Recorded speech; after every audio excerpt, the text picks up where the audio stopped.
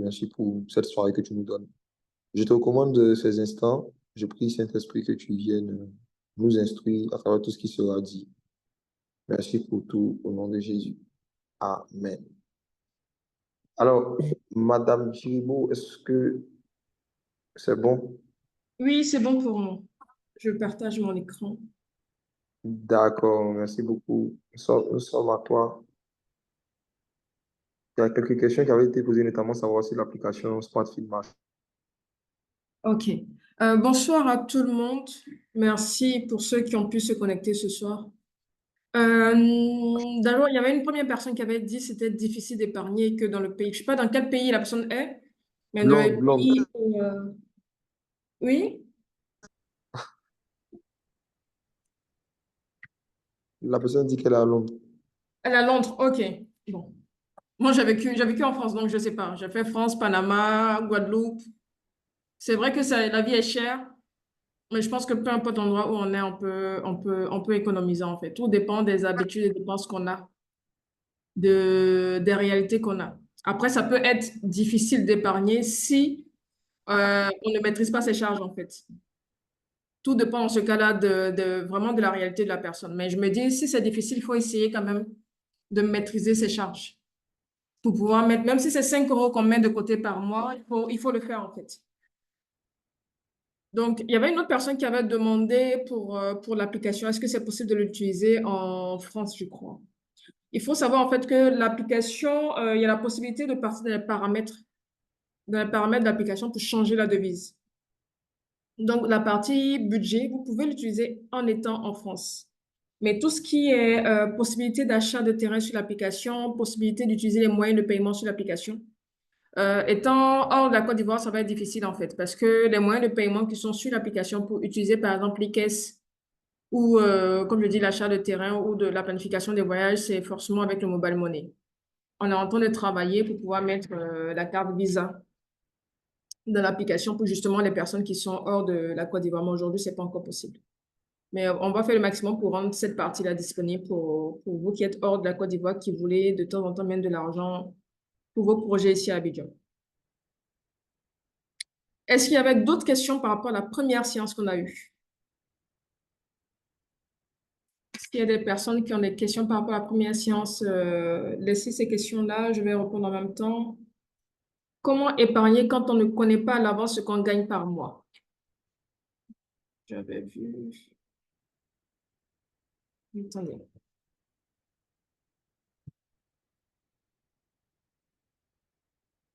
OK, il y a quelqu'un qui a demandé comment bien épargner quand on ne connaît pas à l'avance ce qu'on gagne par mois. Pour nous qui travaillons en mode indépendant, par exemple. OK. À la dernière séance, bon, la précédente séance, en fait, j'avais parlé justement des personnes qui avaient des revenus qui sont variables. Et j'avais dit en fait qu'à ce niveau-là, pour vous, la première étape, c'est d'abord de connaître les charges que vous avez. Il faudrait être sûr que vous maîtrisez vos charges, en fait, histoire de pouvoir avoir une moyenne. C'est-à-dire que vous savez que vous avez des revenus variables, mais généralement, les charges ne sont pas aussi variables que vos revenus. Donc, c'est important pour vous, par exemple, de savoir que, OK, moi, par mois, j'ai besoin, par exemple, de 200 000 francs pour gérer toutes mes charges. Donc, ça, déjà, c'est une information qui est capitale pour moi. Dans un premier temps, je vais peut-être essayer de réduire tout ce qui est inutile pour vraiment pouvoir, si je veux vraiment stabiliser mes finances, je vais essayer d'éliminer tout ce qui est inutile puis garder le montant que je suis censé pouvoir dépenser par mois. Et en face, maintenant, ce que vous allez commencer à faire, c'est que vous allez commencer à regarder les différentes entrées d'argent que vous avez. Donc, si par exemple, là, on parle d'une personne qui est indépendante, donc ce qui veut dire qu'il y a des mois où elle a de l'argent en trop et des mois pas forcément. Donc, les mois où vous avez de l'argent en trop, on va dire, vous êtes censé, quand je dis en trop, c'est par rapport aux 200 000 francs que vous êtes censé mettre de côté. À ce niveau-là, vous allez mettre de l'argent. Si vous avez fait rentrer chez moi, c'est par exemple 250 000, systématiquement, les 50 000 là, vous allez les mettre de côté pour pouvoir couvrir les autres mois. Donc, ce qui veut dire que les premiers mois, vous allez être d'abord dans une situation où vous allez être en mode stabilisation de vos finances pour pouvoir déjà être à l'équilibre. C'est-à-dire faire en sorte que l'argent qui rentre là, ça puisse payer vos différentes charges du mois. Ça, c'est la première étape. Et maintenant, après que vous allez avoir maintenant une certaine routine dans la maîtrise de vos charges, vous allez commencer maintenant à vous dire, OK, les mois où j'ai beaucoup plus d'argent qui rentre, où je bosse suffisamment pour avoir beaucoup plus d'argent qui rentre, et le surplus maintenant par rapport à mes charges actuelles, partira systématiquement en épargne pour pouvoir aussi investir. Parce que quand on est entrepreneur, que c'est difficile, bon, même entrepreneur salarié, peu importe notre statut, quand on a un revenu variable, notre première préoccupation, c'est d'abord de maîtriser les charges stabilisées et puis après, on commence à parler de la partie épargne pour pouvoir investir en fait, ou pour pouvoir d'abord faire face aux urgences en fait. Donc, voilà un peu pour les personnes qui ont... Mais cette partie, je pense qu'on pourra en parler, vu qu'aujourd'hui, on parlera tout à l'heure, vu qu'on parlera des entrepreneurs aujourd'hui.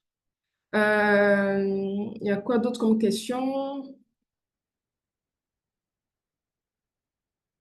La vie est chère, ok. Ok, bon, heureusement, quelqu'un avait répondu. Ok, l'application, c'est SmartFin App. Il y a quelqu'un qui l'a écrit, SmartFin, c'est disponible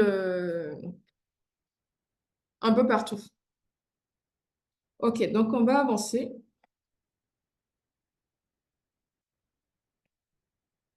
Donc aujourd'hui, en fait, on est censé parler, la première partie, on avait parlé de la gestion de vos finances personnelles. Aujourd'hui, on va parler maintenant de ceux qui ont des petites activités à côté. Qu'est-ce qui fait que les personnes qui sont entrepreneurs, on va dire, quand je parle d'entrepreneurs, c'est tous ceux qui ont décidé de créer une activité génératrice de revenus. C'est-à-dire, vous vendez des robes, vous avez un petit magasin qui vous fait rentrer de l'argent. Même si vous êtes salarié à côté, il y a une manière il y a une manière il y a une manière de gérer votre argent pour pouvoir évoluer, en fait. Et ça, malheureusement, il y a des bases qu'on n'a pas. De nombreuses personnes n'ont pas un certain nombre de bases, en fait. Donc, le premier élément que je vais mettre aujourd'hui en avant au niveau de la mauvaise gestion des finances de nos activités, c'est d'abord l'absence de budget. On gère une entreprise, on est obligé d'avoir aussi un budget professionnel. Je ne suis même pas en train de parler de business plan, hein. C'est déjà ton activité là. Tu as un magasin, tu as des employés, tu payes sûrement la CE, la SODECI, tu as des frais de communication, tu as les charges liées à ton activité au cas où tu as des matières premières et autres. Bah, est-ce que tu sais aujourd'hui là de combien tu as besoin pour couvrir tes charges en fait? Certains diront, c'est quoi ton besoin en fonds de roulement? C'est un gros mot pour rien en fait. C'est juste de combien tu as besoin pour pouvoir gérer les charges de ton activité. Vous avez certaines personnes n'ont aucune visibilité sur leurs charges et même sur leurs entrées d'argent. Le deuxième élément, c'est la mauvaise gestion de la trésorerie. L'argent va rentrer. OK, c'est très bien. On arrive à faire des ventes. Souvent, on va faire des formations en marketing, on va faire énormément de formations, ce qui nous permet d'avoir de la visibilité. L'argent rentre. Mais derrière, on gère comment l'argent. J'aime souvent prendre l'exemple dans nos quartiers ici, là, de certains moments qui vendent. On connaît la tante, elles vont au quartier depuis peut-être 15 ans, depuis même, peut-être que nous, on est petits au quartier, hein. Elles vont depuis toutes ces années-là, mais aujourd'hui, quand on regarde l'évolution, on n'a pas l'impression que de nombreuses choses ont changé dans sa vie. En temps, on a des mamans ici qui sont dans certains marchés, qui ont réussi avec leur activité à mettre les enfants dans de grandes écoles, à faire un certain nombre de choses, en fait. Pourtant, souvent, ce sont les presque les mêmes activités qu'elles font, c'est presque les mêmes entrées d'argent qu'elles ont. Je ne suis pas en train de parler des personnes qui n'arrivent pas à vendre, hein. Je parle réellement des personnes qui vendent. Donc, l'argent rentre. Mais derrière, il n'y a pas de vision pour l'activité. Vu qu'il n'y a pas de vision pour l'activité, qu'est-ce qu'on fait? On se retrouve systématiquement à dépenser l'argent d'une certaine manière, pas parce on veut pas que notre activité évolue, mais tout simplement parce qu'on ne sait pas en fait qu'il faudrait que nous puissions planifier l'évolution de notre entreprise en fait. Comment on fait pour pouvoir se projeter? Comment on fait pour pouvoir faire grandir notre entreprise? Tout partira de la gestion de notre entreprise aujourd'hui, même si on arrive à avoir énormément d'argent. La troisième erreur, pas de différence entre les dépenses perso et les dépenses professionnelles. Tu as vendu 500 francs aujourd'hui. Tu as vendu 50 000 aujourd'hui. Mais en cours de route, tu as pris 30 000 francs pour envoyer à ta maman pour qu'elle puisse payer son sac de riz. OK, on va dire c'est pas grave, c'est normal. Pendant ce temps-là, tu vends également un très bon jean. Tu te dis non, ça, c'est fou que je saute sur l'occasion. Vous achetez. Pendant ce temps-là, il y a les charges même de l'activité qui vous attendent en fait et qui ne sont pas forcément encore payées. Mais il faut forcément le faire. Donc, on va être en train de jongler entre les charges de l'activité et puis nos dépenses personnelles. Ce qui fait que finalement, on ne sait même pas combien est rentré, quelles sont les dépenses qu'on a fait au niveau de nos dépenses personnelles, quelles sont les dépenses qu'on a fait au niveau de l'activité. C'est compliqué en fait de pouvoir évoluer de cette manière-là. Le prochain point, sous-estimer les coûts de lancement. Je pense que ce point pour moi, c'est l'un des éléments assez importants. Parce que je vois certaines personnes qui vont aller prendre un crédit parce qu'ils se disent, là, je veux commencer mon activité. Et puis, on se dit, au niveau du crédit, je sais que, par exemple, je vais faire une ferme. Je vais acheter un terrain, par exemple, 1 million. On m'a dit que pour les animaux et puis la nourriture, les premières charges, là, j'ai besoin autour de 3 millions. Donc, on m'a motivé, on m'a dit non, c'est le meilleur business, il faut faire, ça va marcher forcément. Et puis, je me lève, je vais prendre le crédit à la banque, je prends un crédit de 3,5 millions. Donc, 3 millions pour mettre dans mon activité, il faut que je puisse lancer. Et puis, 500 000 francs pour moi-même, parce que je vois qu'à la maison, je vais changer mon réfrigérateur, je veux faire... OK. Donc, il n'y a pas de souci. Mais très vite, quand on finit de faire le lancement, on achète le truc, on met le truc en marche, on oublie en fait que quand on finit d'installer la ferme, là, les 2, 3 premiers mois, on a des charges. Peut-être que les aliments, là, on a pris suffisamment pour 2, 3 mois. Mais si les aliments finissent, on fait comment? La personne qui surveille l'enclos, vous payez cette personne-là comment? Est-ce qu'il n'y a pas d'autres frais à couvrir? Sachant que la ferme que vous êtes en train de faire commencera à vous faire entrer de l'argent dans 2, 3 mois. Donc, ça veut dire que dès les premiers mois-là, il faut rembourser. Il faut rembourser déjà l'argent de la banque et il faut payer les collaborateurs qui sont là. Mais vu qu'on s'est dit non, moi je cherche, moi j'ai parti pour le prendre ma banque là, le business est censé gérer ça automatiquement, ça va bien se passer. On est confiant. Mais vu qu'on a mal planifié le lancement de l'activité, donc systématiquement, on ne se rend pas compte en fait que c'est pas possible en fait.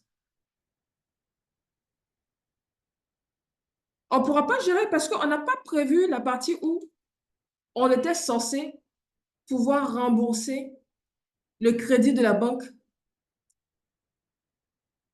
sur la base de notre épargne personnelle. Parce que si l'activité ne fait pas rentrer l'argent aujourd'hui, forcément, il faut que l'argent sorte quelque part. Mais ça ne peut pas sortir parce que on n'a pas pensé à ça. Donc, très souvent, malheureusement, ce qui se passe, c'est que c'est les 600 000 francs qu'on avait mis de côté là qui permettent de gérer les premiers remboursements. Mais c'est une mauvaise planification. Très vite, on se retrouve à chercher l'argent encore pour pouvoir continuer l'activité. Donc, c'est compliqué. L'importance de l'épargne. Je ne sais pas si vous savez, mais même en tant qu'une entreprise, vous avez besoin d'épargner. C'est-à-dire que vous allez épargner sur le plan personnel et vous devez épargner au niveau de l'entreprise pour pouvoir financer l'évolution de l'entreprise. C'est-à-dire que vous avez commencé votre activité avec, disons, une marchandise de 100 000 francs.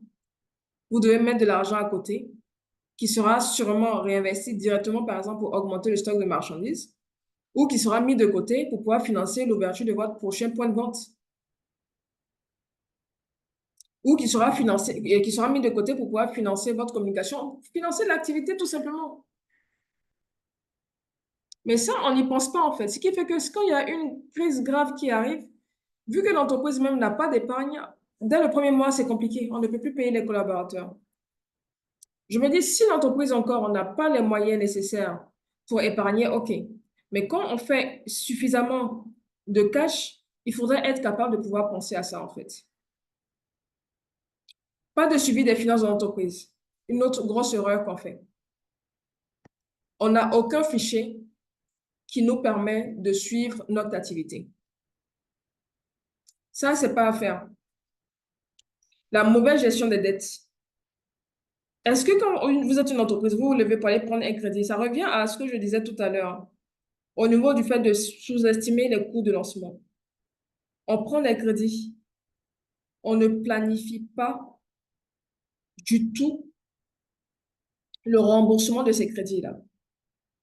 Ce qui fait que très vite, vous allez être surendetté. Quand je dis surendetté, une personne qui est surendettée, c'est juste une personne qui a un crédit sur la tête. Et puis, une fois qu'elle finit de payer le crédit, elle n'arrive plus à faire face à ses charges. Parce que justement, elle n'avait pas prévu payer le crédit sur la base de ses charges, en fait. De ses revenus, pardon. Elle se disait simplement, non, ça va marcher, c'est le meilleur business. Mais il y a une mauvaise planification. Et puis le dernier point, au niveau des erreurs, là, c'est le fait de ne pas se former. Le fait de ne pas se former ou de ne pas se faire accompagner. C'est-à-dire que vous êtes un jeune entrepreneur, vous lancez votre activité, tout se passe bien, l'argent rentre. Mais vous avez des fins du mois difficiles malgré ça. Vous ne savez pas où l'argent rentre. Vous ne savez pas ce que vous faites de l'argent, mais ça finit. Vous faites prière sur prière, mais ça ne change pas grand-chose. Est-ce que vous-même vous avez dit, j'ai suffisamment de compétences pour pouvoir gérer l'argent de mon entreprise? Ça, je ne suis pas en train de parler du fait d'aller chercher un comptable, hein. Dites-vous que ce n'est pas le rôle du comptable, en fait, de regarder la performance de votre entreprise, en fait. Le comptable, généralement, la manière dont vous avez les comptables, là, généralement, ils viennent juste pour pouvoir vous permettre d'avoir un certain nombre de documents comptables pour pouvoir suivre l'évolution de l'activité. Mais vu que vous-même, vous n'avez pas de compétences en comptabilité, ça fait que bof, le comptable a fait ses trucs, vous n'allez pas comprendre grand-chose, en fait. Dans la plupart du temps, hein, vous ne comprenez pas grand-chose. Mais avant ça, vous avez forcément besoin d'un petit fichier de performance qui va vous permettre de pouvoir savoir si, OK, ce mois-ci, là, finalement, j'ai vendu combien? Aujourd'hui, le 3 novembre, posez-vous la question, sur le mois d'octobre, combien vous avez vendu au total sur tout le mois? Est-ce que vous avez un fichier qui vous permet de voir les dépenses chaque jour et de cumuler pour le mois d'octobre? Première chose. Deuxième chose, sur le mois d'octobre, est-ce que vous avez fait un bénéfice? Quelles sont, on va dire, les dépenses que vous avez eues à effectuer? Est-ce que vous connaissez le montant précis que vous avez dépensé sur tout le mois? Je ne suis pas sûre que beaucoup de personnes, si tout le monde arrive à le faire dans le groupe, ce sera parfait. Si vous voulez, vous mettez en commentaire, je vais voir. Il y a quelqu'un qui demande, est-ce que le crédit est mauvais en soi? Non, le crédit n'est pas mauvais. C'est son utilisation qui est mauvaise, en fait. C'est une question de planification. Quand vous partez prendre le crédit, l'impact que ça aura sur vous derrière dépendra de la manière dont vous avez décidé de rembourser le crédit. Je prends un exemple par rapport à votre question. J'entends souvent des personnes venir me dire, ah, j'ai pris mon argent, j'ai fait, récemment, quelqu'un m'a dit quoi, hein? J'ai pris un crédit, je suis allée financer une école. Donc, c'était un groupe de fonctionnaires, ils ont investi dans une école et tout. Je n'ai jamais moi créé d'école, mais je sais que l'une des grosses difficultés des directeurs d'école, c'est qu'au début, généralement, les premières années, ils n'ont pas suffisamment d'élèves, par exemple, pour pouvoir couvrir leurs charges. Donc, ce qui veut dire que l'école en question que la personne l'école dans laquelle la personne a investi ne lui rapportera pas de l'argent avant 3 4 ans. Mais c'est un fonctionnaire, c'est un bon investissement. Mais pendant ce temps-là, vous remboursez l'argent avec quoi? Ou tu prends, de la même manière, tu prends un crédit, tu vas acheter un terrain. Tu n'as pas regardé. Toi-même, aujourd'hui, là, tu as du mal à épargner 50 000 francs. On te dit, tu vas rembourser à la banque 150 000 francs, sachant que tu dois rembourser 50 000 francs. Mais tu ne te poses aucune question. Parce que tu te dis, c'est un bon crédit. Ah non, mais c'est pour acheter un terrain, ça va prendre la valeur et autres. Non, c'est un mauvais crédit. Là, dans ce cas-là, pour la personne, c'est un mauvais investissement. Donc, dites-vous qu'au niveau des crédits, là, le problème, le problème n'est pas le fait de prendre le crédit ou pas. Mais le problème, c'est je fais comment pour pouvoir rembourser le crédit. Sinon, c'est pas possible. Je n'arrive pas à faire la différence entre mes dépenses personnelles et celles de ma maison de mode. Pour le planning, je l'ai fait pendant un an. Je n'y arrive pas. J'arrivais à suivre mes dépenses et mes entrées. OK, on va continuer.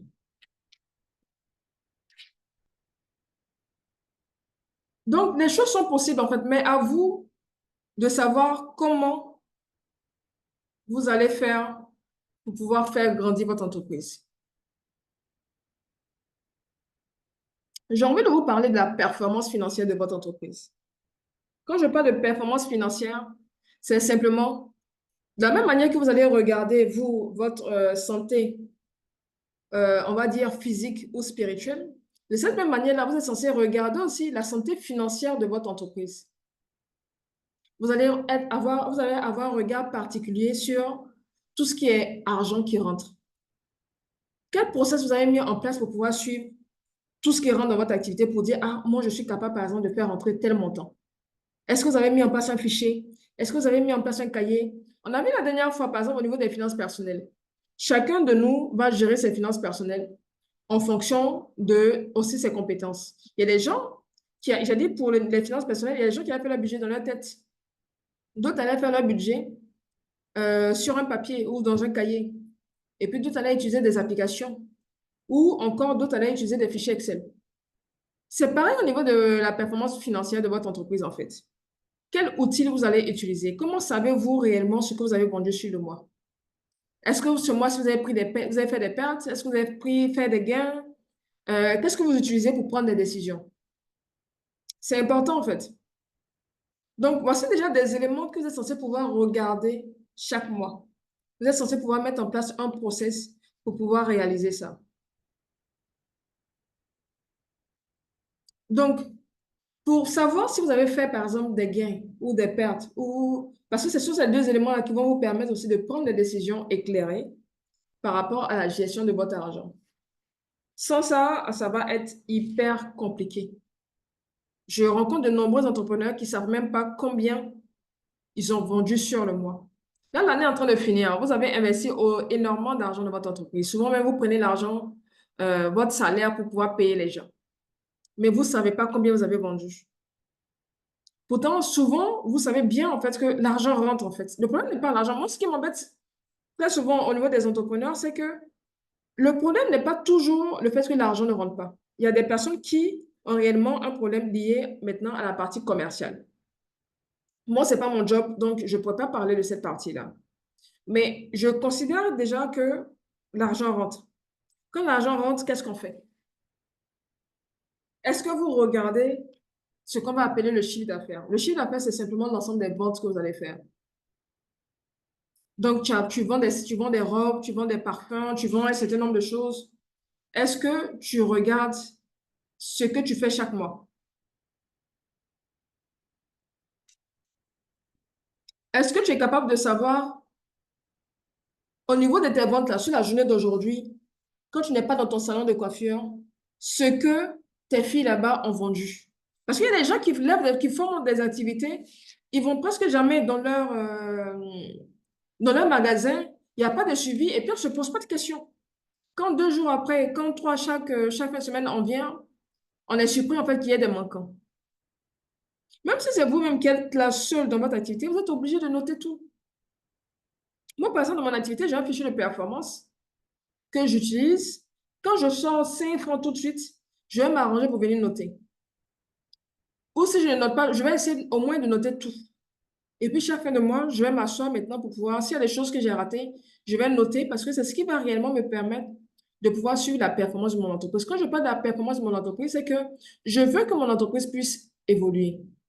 L'année dernière, par exemple, on peut dire que, disons par exemple, parce que j'ai plusieurs offres, mais je vais mettre en avant 2 offres ici.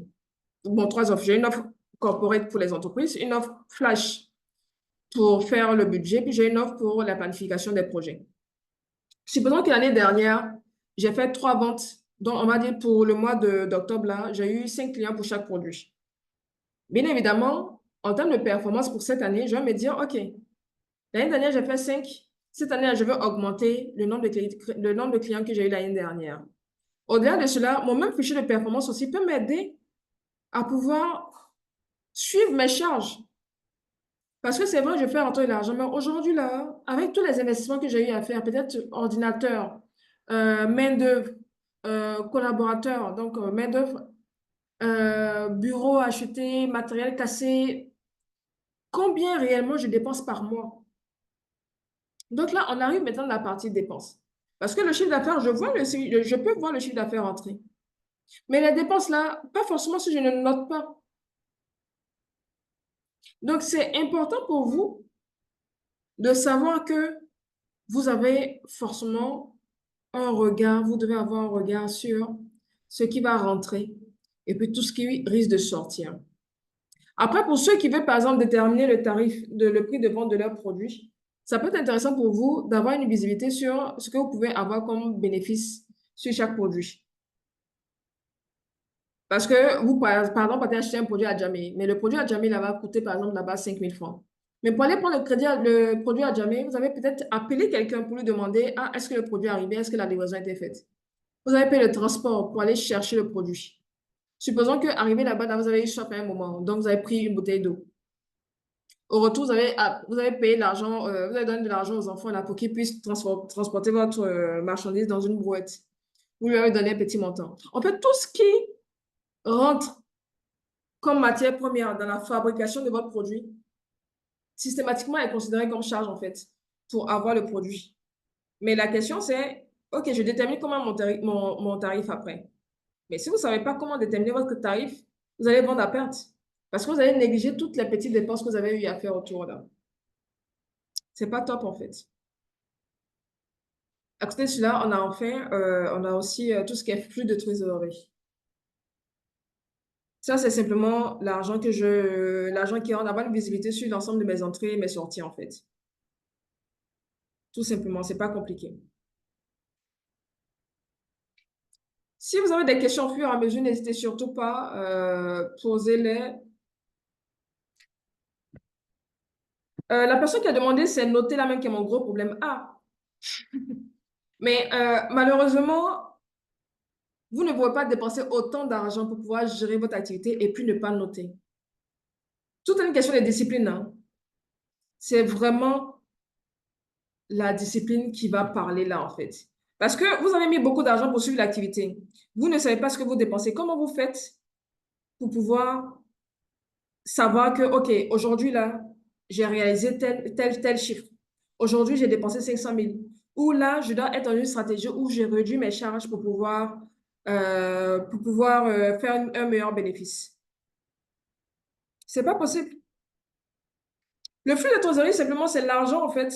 Ça mesure, en fait, l'argent qu'une entreprise peut avoir pour ce qu'elle doit dépenser.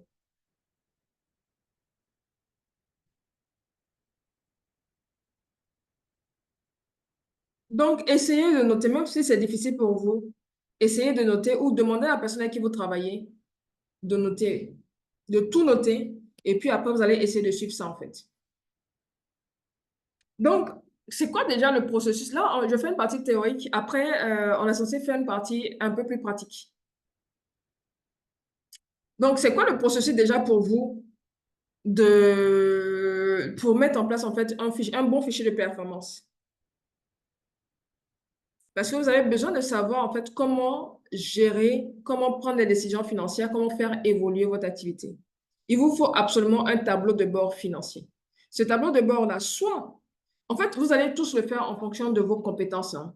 Comme je dis, ça peut être un fichier très simple que vous allez faire sur votre cahier, un tableau où vous mettez vos entrées, vos sorties simplement. Si vous êtes un peu bon en Excel, vous créez un fichier Excel pour suivre ça. Si vous êtes bon, il y a plusieurs outils pour le faire. Nous, à SmartFin, à ce niveau-là, on peut vous accompagner aussi. On peut vous aider à mettre en place des fichiers de performance pour pouvoir suivre votre activité, pour pouvoir vraiment avoir une vraie visibilité sur ce que vous avez fait par le passé et ce que vous voulez faire à un certain moment. Mais c'est important à chaque étape de pouvoir comparer en fait les résultats avec vos objectifs. Parce que c'est un peu comme ce qu'on avait vu la semaine dernière la semaine dernière, en début de semaine, au niveau du prévisionnel du réel sur nos finances personnelles. Vous pouvez vous dire, OK, moi, en ce moment, chaque mois, je vais faire un chiffre d'affaires de 500 000 francs. Mais en réalité, vous ne faites pas 500 000 francs. Peut-être que vous faites moins. Et puis, le pire, c'est que vous dépensez beaucoup plus. Il y a un arbitrage à faire, en fait, entre ces deux-là. Il faut absolument pouvoir trouver le moyen de réduire les charges de l'activité et puis faire de meilleures ventes. Et puis faire de meilleures ventes. Au niveau des outils que vous pouvez utiliser ici, pour ceux, je ne sais pas s'il y a certains ici qui connaissent cette application-là, c'est une application ivoirienne qui a été lancée par un jeune ivoirien. Son application, c'est Keiwa. Pour le moment, pour les entreprises qui sont ici en Côte d'Ivoire, je recommande fortement cette application-là. Je crois qu'ils sont à 5 000 francs par mois et tout ce genre-là. Mais vous pouvez les contacter, vous pouvez regarder aussi ce qu'ils font. Mais ça va vous permettre d'avoir une petite application pour suivre les activités, les finances de votre activité, à défaut d'avoir le fichier Excel, le cahier ou autre en fait. L'application SmartFin n'est pas destinée à gérer le flux de votre activité. SmartFin App, c'est principalement pour la gestion de vos finances personnelles. Mais dans votre quotidien, il vous faut forcément avoir un outil qui va vous permettre de suivre ce que vous faites dans votre entreprise. C'est pour ça que je me suis permise de pouvoir l'afficher ici. Pour ceux qui recherchaient un outil assez facile à utiliser pour pouvoir avancer. Donc, ça, c'est déjà très bien. Après ça, je vous parlais des performances de votre activité. Il y a la performance de votre activité, mais il y a aussi le fait que certains d'entre vous vont se dire, ah, moi, j'ai envie de partir voir un comptable pour qu'il puisse m'aider à faire ma comptabilité et tout. OK. Mais concrètement, le comptable, là, il faudrait que vous sachiez aussi quoi lui demander comme document. Et puis, à quelle fréquence. Donc là, j'ai juste essayé d'afficher un certain nombre de choses que vous êtes censé pouvoir savoir juste de façon basique, soit en termes de culture générale ou simplement pour pouvoir comprendre un peu ce que votre comptable va vous donner en fait.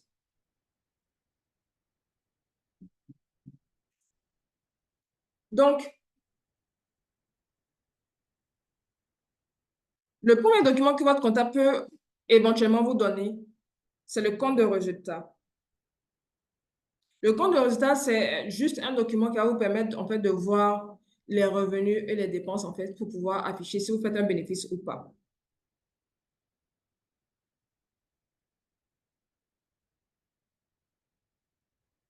Et le deuxième document, ce sera simplement un bilan. Généralement, le bilan, on le fait en fin d'activité, en fin d'année. Donc là, vous allez voir simplement tout ce qu'on va appeler comme actif ou passif. Actif, c'est tout ce que vous avez comme bien au niveau de l'entreprise. Passif, c'est tout ce que vous avez comme dette. Le tableau de trésorerie, c'est juste vos entrées et vos sorties. S'il vous plaît, retenez ces noms-là au cas où vous avez un comptable et qui vous donne des documents qui ne sont pas forcément, qui ne vous donnent pas ces trois documents-là. Parce que je rencontre aussi des entrepreneurs qui vont voir des comptables et puis n'ont pas forcément tous les documents. Si vous voulez avoir des prêts bancaires, certaines risquent de vous demander les 3 derniers documents comptables, les 3 derniers états financiers. Et vous ne les aurez pas parce que vous n'avez pas anticipé le fait que vous devez aller voir un comptable ou pas. Mais moi, je vous conseille au début, là, c'est peut-être mieux si votre activité le permet, parce que ce n'est pas toutes les activités qui permettent cela. Vous pouvez commencer votre activité en étant dans le secteur informel, histoire de maîtriser les rouages, histoire de maîtriser les charges avant de partir vous enregistrer au CPC et puis pouvoir faire un certain nombre de choses. Parce que même si vous ne faites pas de bénéfices, vous risquez de payer des impôts dès la première année. Donc, pour une question de maîtrise de coûts, dans les débuts, vous pouvez patienter en fait. Ça, simplement, c'est juste un exemple de compte de résultat que je veux vous montrer ici. Mais je vais passer là rapidement parce que ce n'était pas ça forcément l'objet. Donc, au niveau du compte de résultat, comme je l'ai dit, c'est juste pour avoir une visibilité sur tout ce qu'on a comme charge et tout ce qu'on a comme vente, en fait. OK. Vous avez fait tout ce qu'il fallait au niveau de votre activité. Vous voyez en fait que chacun de mois, par exemple, si vous aviez des charges de 500 000 francs, finalement, vous dépensez, on va dire, à peu près 475 000. Donc, ça veut dire que par mois, vous faites 25 000 francs de bénéfices. C'est pas négligeable, c'est bien, mais je pense que par rapport à votre performance, par rapport à vos objectifs, vous pouvez vous dire, OK, j'essaie de monter un peu plus. Donc, les chiffres que vous allez voir là vont forcément vous permettre de prendre des décisions. En fait, c'est pour cela qu'on vous demande de noter, hein, parce que si vous ne notez pas, comment vous allez prendre des décisions pour dire, ah non, en ce moment-là, il faut que j'essaie de réduire, par exemple, X charges, et puis j'essaie d'investir un peu plus dans mon budget marketing pour pouvoir avoir beaucoup plus de clients. Ou comment je fais pour me dire, non, que là, à tel niveau-là, si par exemple, avec 2 employés, j'arrive à produire 500 gobelets, par exemple, si je prends une troisième, je sais que je pourrais fabriquer à ce moment-là 750 gobelets. Vous n'avez pas de chiffres. Donc, systématiquement, vous ne savez pas c'est quoi, vous ne pouvez pas lire en fait la performance de votre entreprise. Vous ne pouvez pas savoir, même si en ce moment, vous êtes en train de faire de grosses pertes. Généralement, les pertes, on les voit parce qu'on est obligé de chercher l'argent pour pouvoir payer les gens. Mais voilà, c'est pas, pour moi, c'est pas forcément un truc qu'il faut négliger en fait. Avant de commencer le cas pratique, je vais voir si vous avez des questions. Euh,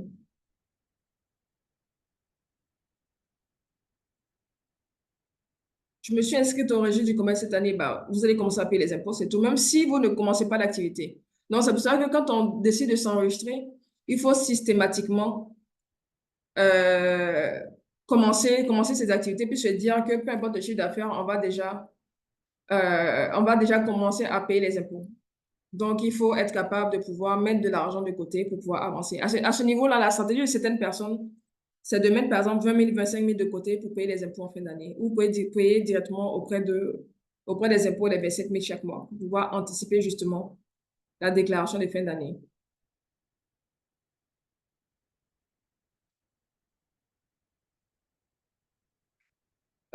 Pour la personne qui est sur la devise, vous pouvez me contacter après directement. Je vous guiderai pour le changement de devise. OK, je vois qu'il n'y a pas d'autres questions, donc on va continuer. Donc, on va passer sur un cas pratique.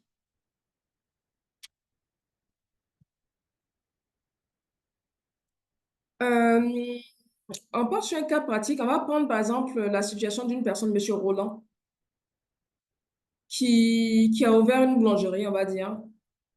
Et puis, pour lui, il se dit à peu près que ça coûte à faire autour de 2 millions environ, parce qu'il n'a pas de visibilité précise sur ce qu'il fait rentrer. Au niveau des dépenses mensuelles, il dit qu'il dépense 300 000 francs par mois pour le loyer, 475 000 pour le salaire, la matière première 600 000 francs, la publicité 150 000, tout ce qui est charges diverses dans son entreprise, 200 000 francs. Mais il prend, et en fait, c'est sa principale activité. Donc, il prend l'argent de son budget personnel dans l'argent de l'entreprise. C'est ce qu'il prend pour pouvoir gérer ses charges à la maison aussi. Mais aujourd'hui, le problème qu'il rencontre, c'est qu'il a des difficultés de trésorerie au niveau de l'entreprise. Il a aussi une accumulation des dettes. Et puis, une absence, en fait, au niveau du suivi de son activité, en fait. Déjà, par rapport à ce que vous voyez au niveau de ces charges ici, là, vous pouvez mettre, soit vous parlez ou soit vous mettez en commentaire. J'ai envie de vous demander, est-ce que selon vous, il n'a pas peut-être des charges, même liées à son activité qu'il n'a pas énumérées? Vous pouvez mettre en commentaire ou ouvrir votre micro pour pouvoir parler. S'il vous plaît, attention au gribouillage sur l'écran. Sinon, après, ça nous empêche de lire, en fait.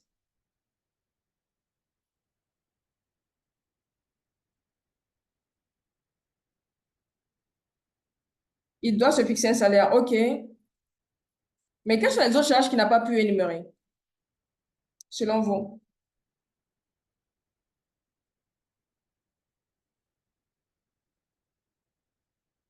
Parce que pourquoi j'insiste sur ça? Souvent, on fait des activités, que ce soit sur le plan personnel ou le plan professionnel, on néglige certaines charges, en fait.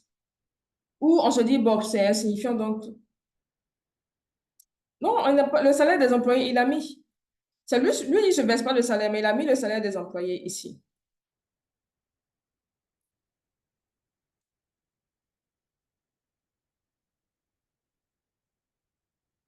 Je crois que tout y est, les charges personnelles, le local, le transport, OK.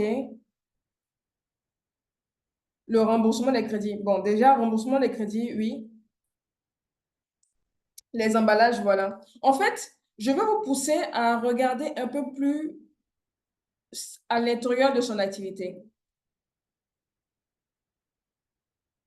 La maintenance des équipements, voilà. C'est ça que je cherchais en fait. Forcément, il paye un certain montant pour entretenir son matériel. Les imprévus, oui, il y a forcément des imprévus. Mais le souci, c'est que en dehors du fait qu'on ne puisse pas anticiper le fait qu'une machine va se casser, va se gâter ce mois-ci, on sait quand même, par exemple, qu'on a lancé une activité avec des machines qui sont un peu peut-être vieilles et en cours de route, on peut avoir un problème, donc on va appeler un technicien. Donc oui, ça peut être des imprévus, mais à un certain moment, ça devient une routine pour nous. Parce que chaque mois, on sait que c'est ça, en fait. Les emballages, oui. Transport, déplacement. Si c'est lié à l'activité, oui. L'amortissement de ces machines, oui. La maintenance des équipements, l'achat de matériel nécessaire, oui aussi. Les impôts. Donc, vous voyez que tout ça, déjà, ce sont des éléments souvent quand il a fait son budget, il n'a pas forcément considéré. Mais la réalité, c'est qu'il a une raison. Il y a forcément une raison pour laquelle, actuellement, dans sa situation, c'est un peu compliqué. Mais pourquoi dans sa situation actuelle, c'est compliqué? Il ne sait pas.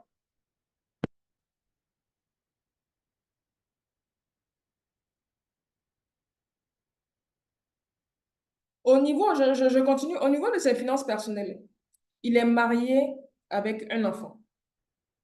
Donc, lui-même, sur le plan personnel, il paye un loyer de 100 000 francs. Donc, à la maison, l'alimentation pour 4 personnes, donc il est avec madame et un enfant, mais il y a bien sûr la nounou qui est là. Et considérons dans ce cas-là que madame ne travaille pas. Donc, c'est lui qui gère les charges de la maison. Donc, l'argent de poche de madame et puis l'enfant, il donne 50 000 francs par mois. Lui-même, son transport, il paye 30 000 francs par mois. 30 000 francs pour se rendre à son lieu de travail. Donc, il considère qu'il y a divers, tout ce qui est lié aux factures d'électricité, d'eau, 70 000 francs. Il envoie de l'argent à sa maman tous les mois, 30 000 francs. Unité, 10 000 francs. Loisirs, il dit 20 000 francs. Selon vous, déjà, est-ce que quelqu'un peut faire le calcul et puis mettre le montant, le résultat en commentaire? Combien il dépense pour lui? Déjà, selon ce qu'il dit là, par mois. Lui-même n'a aucune capacité d'épargne, hein. Donc, si quelqu'un tout de suite chez lui à la maison, s'il doit partir à l'hôpital, l'argent va sortir de l'activité.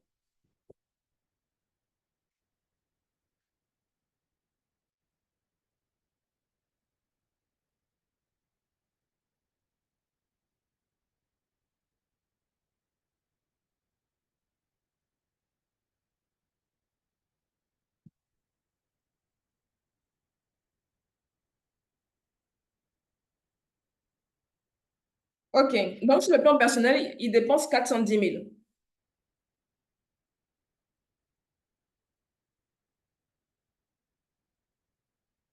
Sachant qu'on a vu qu'il considérait qu'il faisait rentrer en moyenne 2 millions.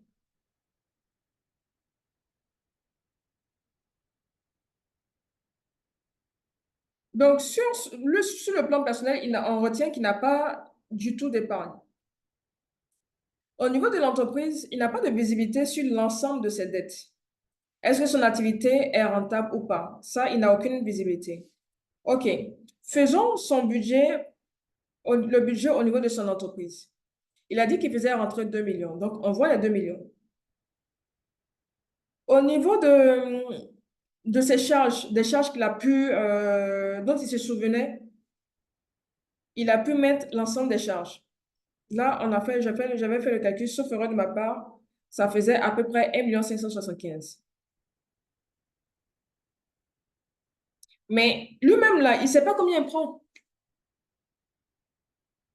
Parce qu'il donne un certain montant à sa femme. Mais quand il y a une urgence à la maison ou qu'il y a des dépenses à faire à la maison, sa seule poche, c'est l'argent de l'entreprise. Donc, ce qui veut dire qu'aujourd'hui, s'il a vendu 100 000 francs, il a pris l'argent de la caisse pour rentrer, en fonction des sollicitations, il va donner. Mais considérons également que M. Roland, il a de temps en temps des neveux qui passent. À chaque fois que ses neveux passent, il leur remet 10 000 francs. Et les neveux en question, ils passent 2 fois par semaine, 2 fois par mois, pardon. Systématiquement, c'est 20 000 francs qu'il donne à ses neveux, qui deviennent pour lui une charge fixe parce que c'est une habitude qu'il a gardée depuis plusieurs années. Donc, imaginez que dans son budget actuel, là, il y a aussi 20 000 francs qui sort chaque mois, qu'il n'a pas considéré. C'est beaucoup de petits montants qui font que finalement, on se retrouve à avoir de grosses charges et avoir des difficultés.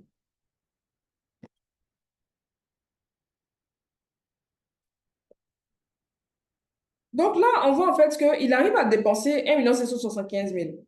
Il fait rentrer à peu près 2 millions. Mais à ce niveau-là, qu'est-ce qui se passe? C'est que il a une dette en fait de 3 millions en fait. Il a une dette de 3 millions. 3 millions qu'il était censé rembourser. Je crois que je l'ai mis, je ne l'ai pas mis. Il était censé pouvoir rembourser à peu près 200 000 francs par mois sur 15 mois. Parce que justement, il a considéré en fait que son activité allait, dès le premier mois, commencer à faire rentrer beaucoup d'argent. Et effectivement, ça fait rentrer beaucoup d'argent. Donc, il était censé pouvoir rembourser les 200 000 francs par mois à un de ses proches. C'était ça l'accord qu'il avait eu pour pouvoir financer l'activité. Mais remarquez que les 2 millions par mois, s'il y avait une bonne gestion, auraient permis réellement de pouvoir rembourser les 200 000 francs par mois. Mais aujourd'hui, ce n'est pas le cas. Ce n'est pas le cas pour vous. Pourquoi? Ce n'est pas le cas pour lui. Pourquoi, selon vous? Pourquoi il n'arrive pas à rembourser l'argent? Et puis, remarquez qu'ici, on a vu qu'il dépensait 410 000 francs. Au moins. Faites 410 000 francs plus c'est 1 775 là. Et puis, mettez en commentaire, s'il vous plaît, le montant que vous trouvez. Quand vous comparez ça à son chiffre d'affaires, qu'est-ce qui se passe? Et quel conseil vous-même vous lui aurez donné?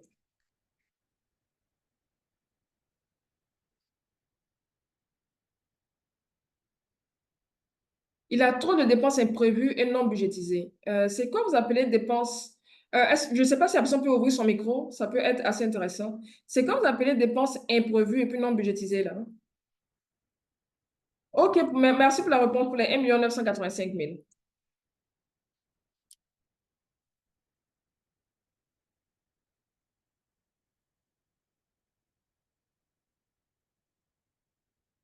Floriane, s'il vous plaît, est-ce que vous pouvez me dire ce que vous appelez dépenses imprévues et non budgétisées? Parce que là, on n'est même pas encore en train de parler de dépenses imprévues, hein. Là, ce sont ces dépenses, en fait. Quand vous parlez de dépenses, il faudrait parler de vos dépenses, de vos habitudes de dépenses. De vos habitudes de dépenses. Parce que là, dans lui, ses habitudes de dépenses, il n'a rien d'imprévu. Il sait qu'il va dépenser ces montants-là. Les dépenses imprévues dont vous parlez, ça peut être, par exemple, des dépenses liées à, par exemple, ses neveux qui viennent à chaque fois à qui il donne de l'argent.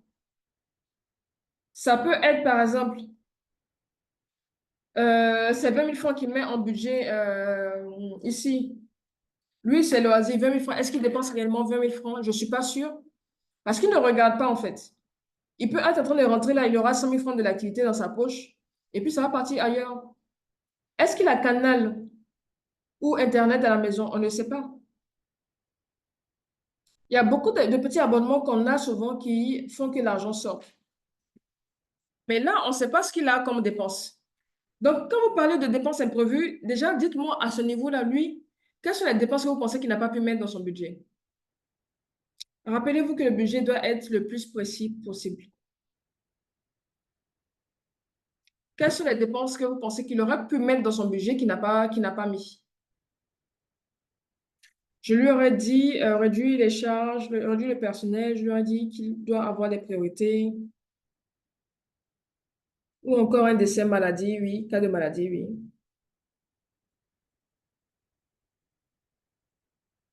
Quoi d'autre? L'épargne, ok. Oui, effectivement, il n'épargne pas du tout. Eau, électricité, c'était dans les 70 000, je crois.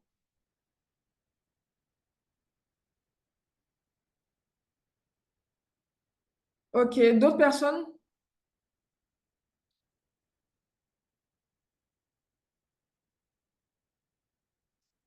Augmentation du coût de transport due à la hausse du carburant, abonnement Netflix et autres. Ok. Si quelqu'un a une pointe chez lui, remboursement de la dette. Ok. Donc, en fait, dans sa situation, il y a des choses qu'il devrait voir avant tout. Moi, l'une des premières choses qu'il doit faire, c'est d'abord de voir le montant que lui veut prendre. Parce qu'il prend 410 000 francs au moins dans son activité. Et souvent, selon mon expérience, quand on fait des charges comme ça et que les gens se retrouvent avec 410 000 francs, généralement, j'essaie de mettre une marge de 200 000 francs. Et je vous assure que ça marche. Pourquoi je mets la marge de 150 à 200 000 francs parfois? Parce que on se retrouve toujours à vivre avec limite. En fait, ma théorie, c'est de me dire, ils sont à 400 000 francs. Mais la moitié de 400 000 francs, c'est 200 000 francs. Et généralement, on arrive toujours à rajouter peut-être la moitié du salaire qu'on pense prendre, en fait. C'est-à-dire que là, je suppose qu'il a peut-être des dépenses qui ne sont pas dans ce tableau-là, mais qui peuvent aller jusqu'à 150 000 francs. Ses habitudes de dépenses. Donc, à quel rythme il va aller voir ses amis. Dites-vous aussi que quand quelqu'un sort de chez lui avec 100 000 francs, tu sors de ton magasin avec 100 000 francs, tu ne vas pas déposer cet argent-là dans ton compte en banque. Tu laisses ça dans ta poche pour te balader dans ton Abidjan. C'est fort probable que quand tu reviennes là, l'argent est fini. Et le pire même, c'est que ce monsieur-là, de temps en temps, il a des difficultés pour pouvoir payer ses collaborateurs. Même pour donner l'argent de poche à la maison, souvent, il essaie de tirer un peu parce qu'il ne peut pas donner tout à madame un coup. Donc, il gère au fur et à mesure en fonction des entrées qu'il peut avoir. Et pendant ce temps-là, l'argent qu'il est censé rembourser, il ne rembourse absolument rien. Parce qu'il ne peut pas le faire, tout simplement. S'il pouvait le faire, il l'aurait fait, mais il ne peut pas rembourser l'argent en question. Donc, ça devient compliqué. Donc, dans son cas-là, moi, la première chose que j'aurais dit, c'est d'abord qu'il essaie de... Je vais ouvrir un autre...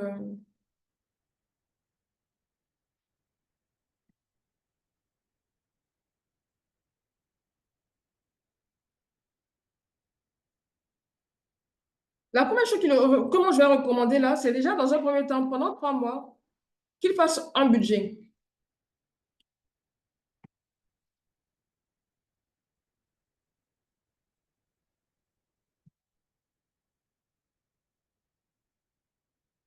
C'est-à-dire que pendant 3 mois, il va faire un fichier qui va lui permettre, ou sur un cahier, je ne connais pas son niveau forcément, mais il faudrait qu'il puisse noter toutes ses entrées et toutes ses sorties. Je vais même pendant 3 mois pour pouvoir l'obliger déjà à suivre pendant cette période-là, parce que les gens qui n'ont pas l'habitude de pouvoir noter leurs dépenses, généralement, elles refusent de le faire. Ou elles vont commencer un jour, j'ai suivi une cliente comme ça, qui avait commencé, et puis après, elle a fui, parce que réellement, elle n'arrivait pas à suivre son activité. Mais je vous assure qu'aujourd'hui, la personne a fermé son magasin. Parce qu'elle est constamment en train d'injecter de l'argent. En fait, elle a un proche qui lui donne de l'argent. Elle injecte de l'argent régulièrement pour pouvoir couvrir les charges. Mais elle ne suivait pas l'activité. Elle ne sait pas ce qui rentre, ce qui sort. Donc, c'est difficile pour elle de se dire, OK, là, il faut peut-être que j'essaie de... Il y a telle personne peut-être qui prend mon argent, ou il y a telle chose, à tel niveau, il y a telle fuite, où on n'a aucune visibilité. La confiance n'exclut pas le contrôle.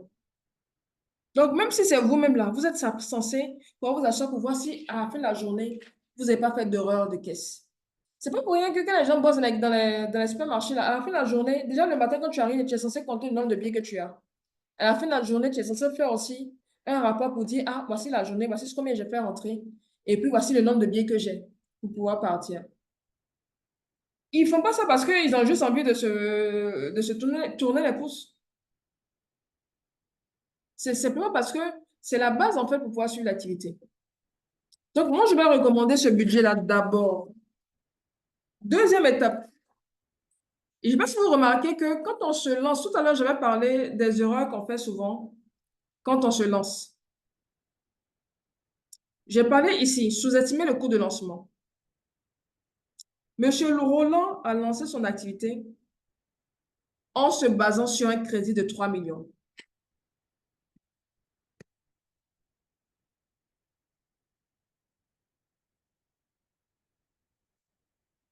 Il a commencé son activité en se basant sur un crédit de 3 millions.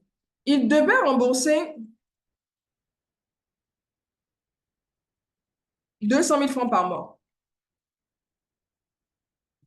Mais on voit ses charges ici.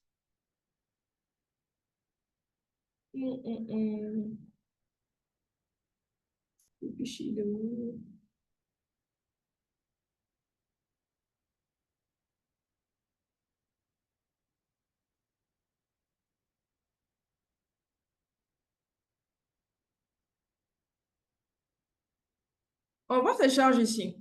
Vous avez dit qu'il dépense au moins 410 000. Et puis ici, le total faisait, je crois que quelqu'un avait mis 1 900 000, je ne retrouve pas. 1 985 000.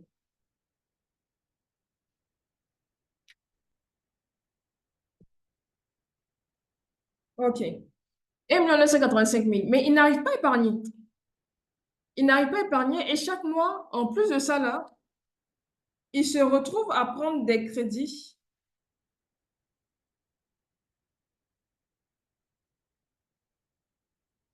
Et mon fichier où je note. OK. Il se retrouve à chaque fois à prendre des crédits d'environ 200 000 francs.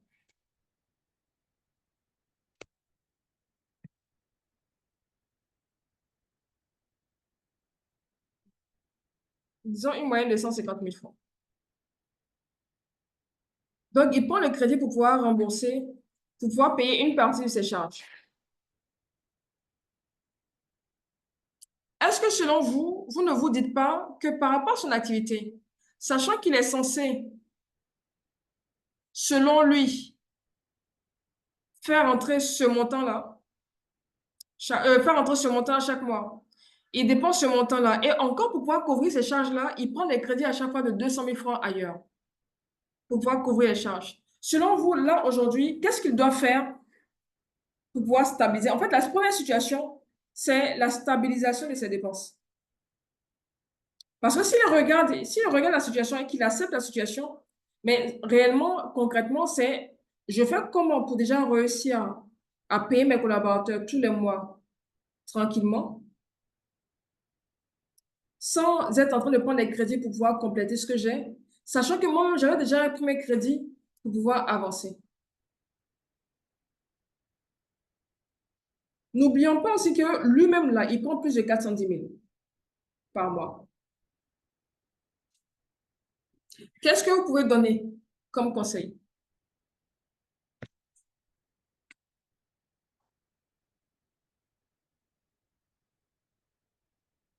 Malheureusement, c'est mon cas. OK. S'il avait bien détaillé ses dépenses, il peut essayer d'établir un meilleur plan de vente. OK. Travailler sur les ventes. Limiter les charges. Il faut réduire les dépenses non importantes. 1 million. OK. 475 000. Là. Oui, tout à fait.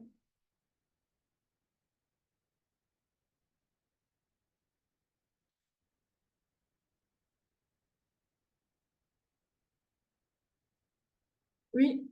Le salaire des collaborateurs, c'est 475 000. Mais c'est lui, son salaire, on avait dit que le total ici faisait 410 000. Ce qui fait que dans son, lui, son salaire perso, on a mis 410 000 en fait. Ou je n'ai pas compris le commentaire.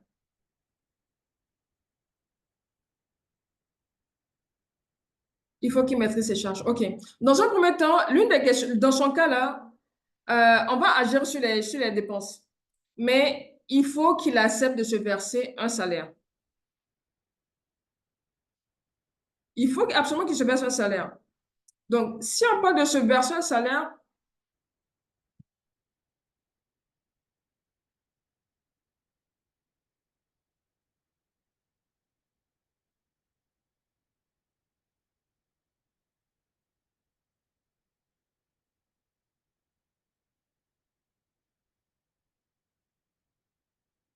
moi, je dirais, il faut qu'il accepte de plafonner son salaire à 500 000 francs. Dans un premier temps. Parce qu'il a dit des charges ici qui sont assez, on va dire, des charges qui sont fixes. La majorité des dépenses qu'il a eu à dire, ce sont des dépenses qui sont fixes.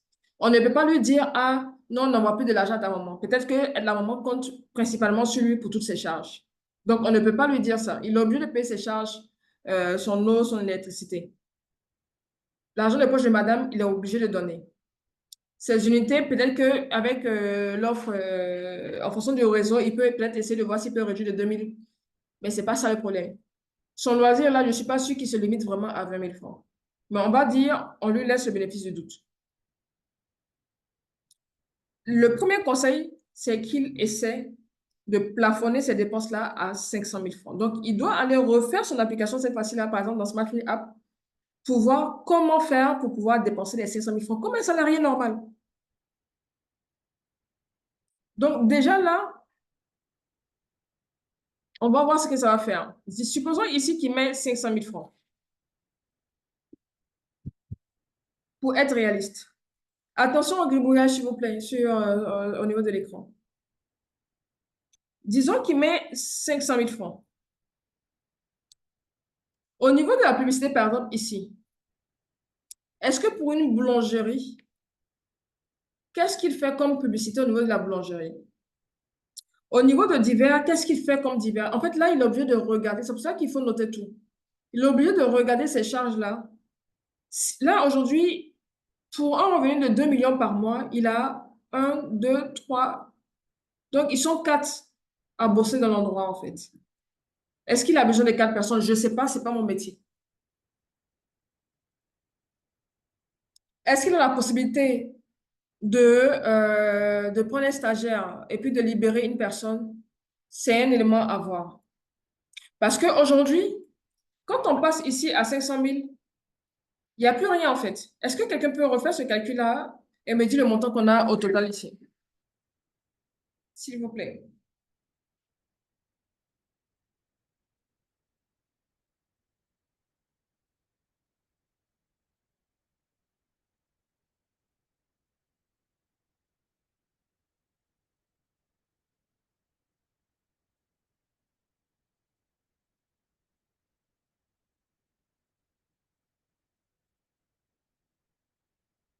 Est-ce que quelqu'un peut faire le calcul et me donner, s'il vous plaît?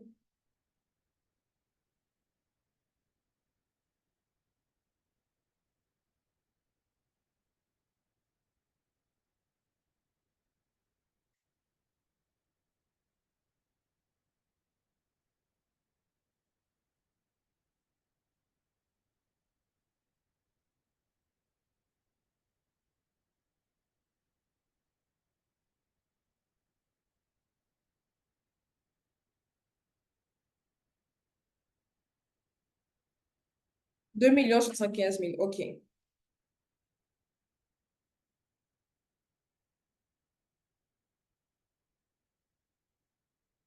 OK, parfait. On est à 2 75 000. Donc, l'une des solutions, c'est de voir dans les médias comment il va faire pour pouvoir faire plus de ventes, pour pouvoir couvrir ça, en fait. Supposons que les 2 millions qu'il faisait par mois, là, 2 millions divisé par 4, ça fait une moyenne, on va dire, de 500 000 francs par mois. 500 000 francs par mois, c'est l'objectif, 600 000 francs par semaine, c'est l'objectif, on va dire. Mais concrètement, par jour, il faisait combien? Donc, 500 000 francs, la boulangerie a ouverte tous les jours, donc divisé par 7. Ce qui veut dire qu'en moyenne, ils vendent 71 000 francs, 71 430 francs par jour. L'un de ces challenges maintenant, ça va être soit par exemple de proposer de nouveaux produits ou de voir lequel de ces produits qui est vendu le plus pour qu'ils puissent trouver le moyen d'augmenter la fabrication et de réussir à vendre un peu plus cela. Donc, ce qui veut dire qu'il peut se dire, par exemple, OK, nous, aujourd'hui, on décide de commencer à vendre, par exemple, 80 000 par jour. Rappelez-vous, le chiffre d'affaires qu'il faisait par mois avant, par jour avant, c'était de 71 500. Supposons qu'il décide de commencer à vendre 80 000 par jour. Ça veut dire qu'il va forcément booster son équipe commerciale. Si les publications qui faisaient la publicité qui faisait 150 000, il peut essayer d'analyser avec ou sans publicité qu'est-ce qu'il faisait avant pour pouvoir avoir un certain nombre de chiffres. Et je vous assure que si vous ne regardez pas vos KPI, tout ce qui est, comment on dit KPI en français? Bon, oui. Si vous ne regardez pas vos statistiques, ça va être compliqué de faire évoluer votre entreprise. Vous n'allez pas pouvoir prendre des décisions. Parce que même la stratégie que je suis en train de donner, c'est une stratégie commerciale, en fait, qui peut être donnée par d'autres personnes. Mais si vous n'êtes pas capable de savoir combien vous faites dans le mois, combien en moyenne vous devez faire comme objectif par semaine, combien vous devez faire par jour, si vous devez être en train de travailler sur la performance de votre entreprise, la performance financière de votre entreprise, en se disant la stratégie c'est d'améliorer mes ventes, vous n'allez pas réussir à avancer parce que vous n'avez aucune visibilité sur le montant que vous êtes capable, que vous devez être en train de faire par jour en fait. C'est ça le problème. Vous vendez combien par jour pour pouvoir avancer? Donc là, moi, j'aurais dit dans un premier temps qu'il essaie de monter, par exemple, à 70, à 80 000 par jour, c'est-à-dire passer de 71 000 à 80 000. Mais imaginez 80 000 fois 7. Avant, il faisait 500 000. Systématiquement, il va passer à 560 000. 560 000 fois 4, directement, il passe à 2 240 000. Donc, 2 240 000, forcément, ça va couvrir une partie des charges. Mais le fait de se donner comme objectif 2 240 000 par mois et puis 80 000 par jour, ça veut dire que tous les jours, je suis sur mon équipe. Est-ce qu'à midi, vous avez vendu là? Juste le soir, est-ce que vous avez réussi à vendre ça? Mais quand ils finissent là, vous allez noter le montant qu'ils ont eu à faire. Et vu que maintenant, vous allez vous verser un salaire, vous savez que vous ne pouvez pas être dans la situation où vous allez venir encore récupérer, être en train de grignoter dans l'argent de votre entreprise. Non. C'est pas possible en fait. Parce que ça ne va pas vous aider à pouvoir avancer. Mais là, on a réussi juste à couvrir les charges pour éviter qu'ils partent prendre. On a réussi juste à couvrir les charges pour éviter qu'ils partent s'endetter ailleurs. Pour qu'ils partent prendre ils partent prendre ce montant-là.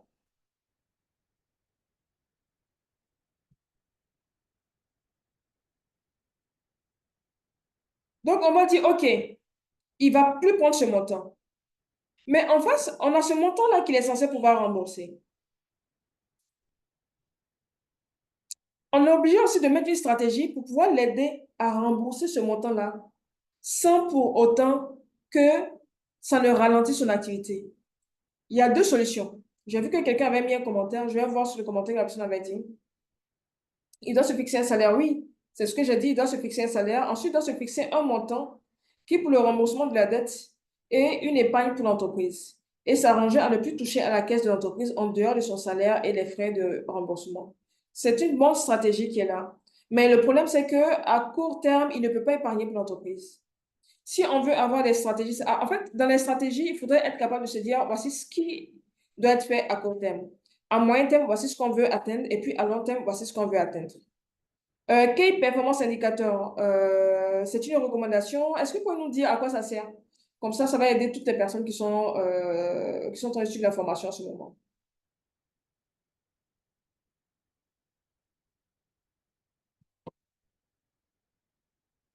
Si, Monsieur Owe Arnaud, est-ce que vous pouvez nous dire à quoi, c'est quoi l'utilité de de cet outil?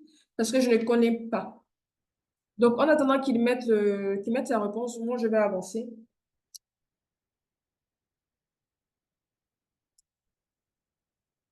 Donc, je continue. Donc, j'étais en train de dire en fait que, comme le monsieur, comme la personne l'a dit, l'a suggéré, c'était se verser le salaire. Mais le plus important, on devait, dans un premier temps, on voulait stabiliser, on va dire, les finances. Et puis, éviter d'aller prendre le crédit mensuel. Parce que le problème, c'est qu'il a accumulé un certain nombre de crédits. En plus, le fait de prendre les 150 000 par mois, ça fait qu'en plus des 3 millions là, il avait 800 000 francs à rembourser aussi auprès de ses proches. Donc, la question maintenant, c'est, il fait comment pour rembourser le crédit en question et puis pouvoir avancer dans son activité. Moi, j'aurais dit, il faudrait qu'il puisse, là, on connaît déjà l'échéancier. Faites attention, hein, quand vous décidez de prendre un crédit, tout dépend de la personne vers qui vous partez. Si vous partez, par exemple, vers une banque,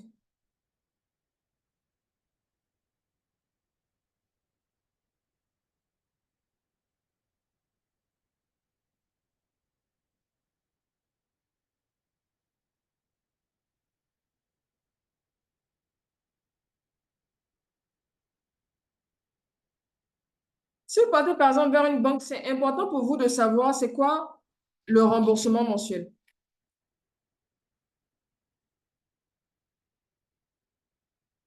Est-ce qu'il y a une épargne bloquée?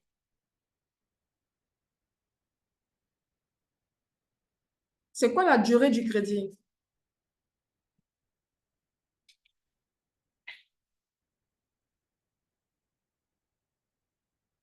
Si vous ne posez pas ces questions, ça va être compliqué pour vous parce que vous avez besoin de suffisamment d'informations pour pouvoir prendre les bonnes décisions financières après. Tout est une question de planification. Retenez ce mot-là, en fait, de planification et d'anticipation. Si vous n'êtes pas constamment en train de pouvoir anticiper, en train de pouvoir prendre des décisions efficaces par rapport à votre activité, vous allez faire les meilleurs chiffres d'affaires. Vous n'allez pas réussir à faire, à réinvestir l'argent de votre activité. Vous n'allez pas réussir à faire grandir votre activité. Et puis, vous allez tout le temps être en train d'être stressé parce que simplement, l'argent ne rentre pas ou vous avez des fins de mois difficiles. En même temps, ce n'est pas les fins de mois difficiles qui sont réellement le problème. C'est la manière dont vous gérez le quotidien, la manière dont vous gérez l'argent, en fait. Donc, essayez de réellement de regarder chaque situation financière que vous avez et puis de commencer à vous dire que vous allez essayer maintenant de voir comment mettre en place des stratégies pour pouvoir avancer. Donc là, revenons au cas de M. Roland. 3 millions qu'il a pris, qu'il doit rembourser, il n'a fait aucun remboursement. Et à ce niveau-là, il y a un autre problème. M. Roland s'est lancé dans son activité. L'argent rentre. Mais est-ce qu'il pense aujourd'hui là qu'il a commencé à rentabiliser son activité? On ne se pose pas beaucoup ce genre de questions-là. Vous avez ouvert votre salon de coiffure, vous avez ouvert votre atelier de peinture, on va dire tout ce que vous voulez. Au lancement, là, vous avez injecté de l'argent. Après, c'est tellement difficile que notre seul objectif à court terme, c'est de se dire, il faut que je puisse payer mes collaborateurs, il faut que je puisse payer mes employés et autres, je puisse payer mes charges. OK, très bien. Mais le véritable problème, la véritable question à se poser après un certain nombre d'années, c'est est-ce que votre activité est rentable? Est-ce que vous pensez réellement que l'activité est rentable? Pourquoi il faut se poser cette question-là? Parce que vous avez injecté 3 millions au moins dans l'activité au départ, ou 1 million ou 200 000 au départ. Et puis, en cours de route, vous n'arrivez pas à mettre de l'argent de côté. Parce que quand je dis l'activité est rentable, c'est est-ce qu'avec tout l'argent investi dès le départ et puis tout l'argent qui est rentré, ça s'équilibre?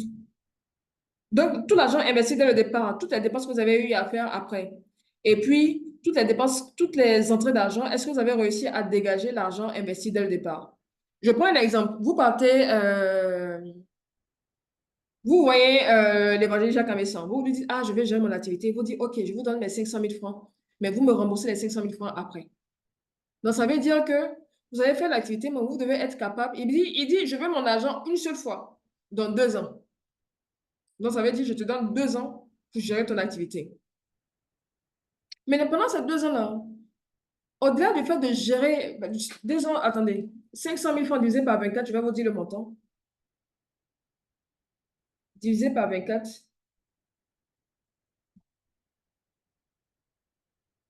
Ça fait 20 000 francs, 840 francs. Donc, normalement, si vous voulez le rembourser, lui donner son argent, pardon, dans 2 ans, vous devez être capable, si vous voulez avoir un plan d'épargne, pouvoir le rembourser, vous devez être capable de mettre le montant dont je viens de parler là de côté systématiquement chaque mois. Au moins 21 000 chaque mois pour lui, qui sera bloqué sur un compte d'épargne quelque part là-bas où vous allez cumuler pour pouvoir lui donner son argent une fois. Mais si vous arrivez demain à rembourser son argent, ça veut dire que à ce moment-là, on va considérer que votre activité est rentable parce que vous avez réussi à dégager les 700 000 francs qui ont permis de faire l'investissement. Vous avez dégagé les 700 000 francs qui ont permis de faire l'investissement et là, vous continuez à produire avec ça. Et l'activité maintenant va maintenant vous faire rentrer de l'argent. Donc, on va dire à ce moment-là le bénéfice pour pouvoir continuer à faire grandir l'activité. Donc, c'est à ce moment-là que vous allez pouvoir dire, OK, je réinjecte l'argent pour pouvoir faire, pour pouvoir acheter la marchandise, pour pouvoir peut-être payer des personnes qui sont compétentes parce qu'aujourd'hui, vous avez peut-être des personnes qui sont juniors dans votre équipe.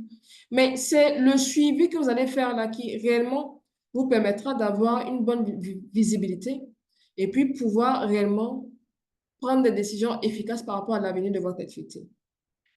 Donc, moi, je vous conseille d'abord à ce niveau-là d'avoir une vision aussi au niveau de votre entreprise. La vision va vous permettre de pouvoir maîtriser les charges que vous aurez dans le quotidien. Sans vision, ça va être hyper compliqué. Parce que sans vision, ça veut dire que vous ne savez pas où vous partez en fait. Dans 1 an, où est-ce que vous voulez que votre activité soit? C'est maintenant que vous devez penser à ça. Dans 2 ans, où est-ce que l'activité doit être? Dans 3 ans, dans 5 ans, c'est comme vous voyez comment. Moi, très souvent, je dis aux gens, quand moi je vois la vision de mon activité, je veux pouvoir impacter la gestion des finances de toutes les personnes qui ont un revenu ici en Côte d'Ivoire. Et puis, idéalement, quand je vois plus loin, en Afrique francophone. Donc, vu que j'ai mon objectif à long terme, je vais constamment être, on va dire, dans le quotidien, en train de faire ce que je dois faire d'abord par rapport à la Côte d'Ivoire. C'est si je réussis à toucher mon marché ivoirien là, je réussis à faire en sorte que mon application soit la première en Côte d'Ivoire. Donc, niveau communication, niveau formation, niveau tout ce que je dois faire, je vais faire l'essentiel. Mais chaque mois, je vais m'asseoir pour regarder, OK, aujourd'hui, parce que pour réussir à faire ça, il faut que je réussisse à vendre aussi. Donc, je suis obligée forcément de regarder quelles sont les ventes que je fais. Quels sont les produits que j'arrive le plus à faire, à vendre? Comment j'arrive chaque mois à faire entrer de l'argent? Pendant ce temps, il y a des collaborateurs qu'il faut payer. Mais tu es obligé aussi de financer ta vision à long terme. Donc, tu fais comment pour que ton application soit connue à long terme?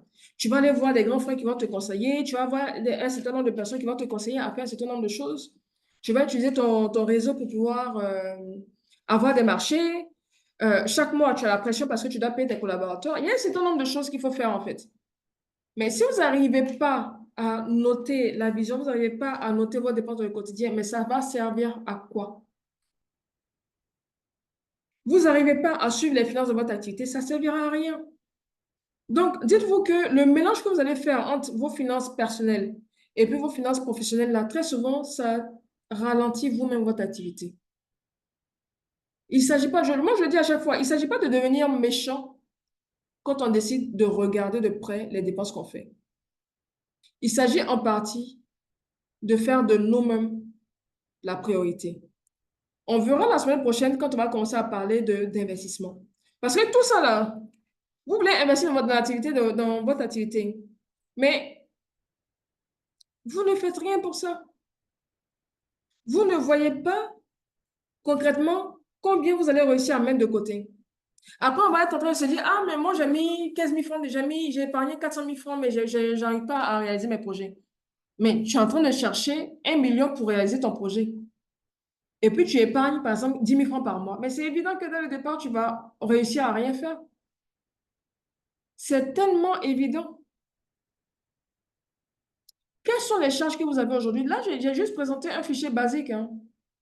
Un simple fichier basique qui est censé vous permettre, mais pour des personnes qui ont une activité assez complexe, je vous aurais recommandé de peut-être me contacter après pour qu'on puisse voir comment vous permettre d'avoir des fichiers de performance, par exemple. pour vraiment pouvoir avancer. Pour des personnes qui ont une petite activité, qui pensent que juste un fichier Excel ou un cahier suffit, faites-le. N'hésitez surtout pas à vous poser et puis vous dire, c'est peut-être compliqué, c'est peut-être chiant au départ, mais ça va porter ses fruits en fait. La rigueur que vous allez mettre dans la gestion de votre argent aujourd'hui vous porteront forcément des fruits sur du long terme. Pour des personnes même, et regardez ici, pour des personnes même qui font des ventes, et puis par exemple qui ont souvent des entreprises qui payent, on va dire, dans un délai de 1 mois ou dans un délai de 2 semaines. Sachant que pendant ce temps, vous avez vos charges. Vous allez faire comment? Si vous ne voyez pas quel est le montant que vous devez décaisser par mois. En fait, il y a énormément de choses que vous devez faire pour réussir à planifier réellement l'évolution de votre entreprise. Il y a des choses aussi que vous devez faire pour pouvoir stabiliser les finances de votre famille. Donc, on va dire le budget familial, parce que c'est simple, hein. Il y a le budget familial d'un côté, et puis il y a le budget professionnel. Et puis, on a les deux ressources au-dessus. On a le budget, on a le revenu de la famille, ou le revenu de la famille. Si monsieur et madame travaillent, ils vont cumuler leurs revenus là-bas. C'est pas de l'argent, c'est pas votre chiffre d'affaires qui est censé partir dans la cagnotte de la famille, puis madame a rajouté, vous allez gérer. Non. Vous allez très vite fermer votre magasin. Vous allez très vite arrêter de travailler. Si vous êtes entrepreneur, au niveau de l'activité, au niveau de votre vie familiale, c'est votre salaire qui doit partir là-bas. Madame met son argent et puis vous décidez de gérer d'une certaine manière l'argent du foyer. C'est à vous maintenant, en fonction de l'union, en fonction de la relation que vous avez l'un envers l'autre, vous allez décider maintenant si vous faites une cagnotte commune ou si chacun paye certaines charges, comment vous allez décider, par exemple, de faire évoluer les projets de la famille. Est-ce que c'est moi j'économise, est-ce que c'est madame qui économise pour les projets de la famille, puis monsieur gère toutes les charges? Il faudrait être capable de discuter en fait.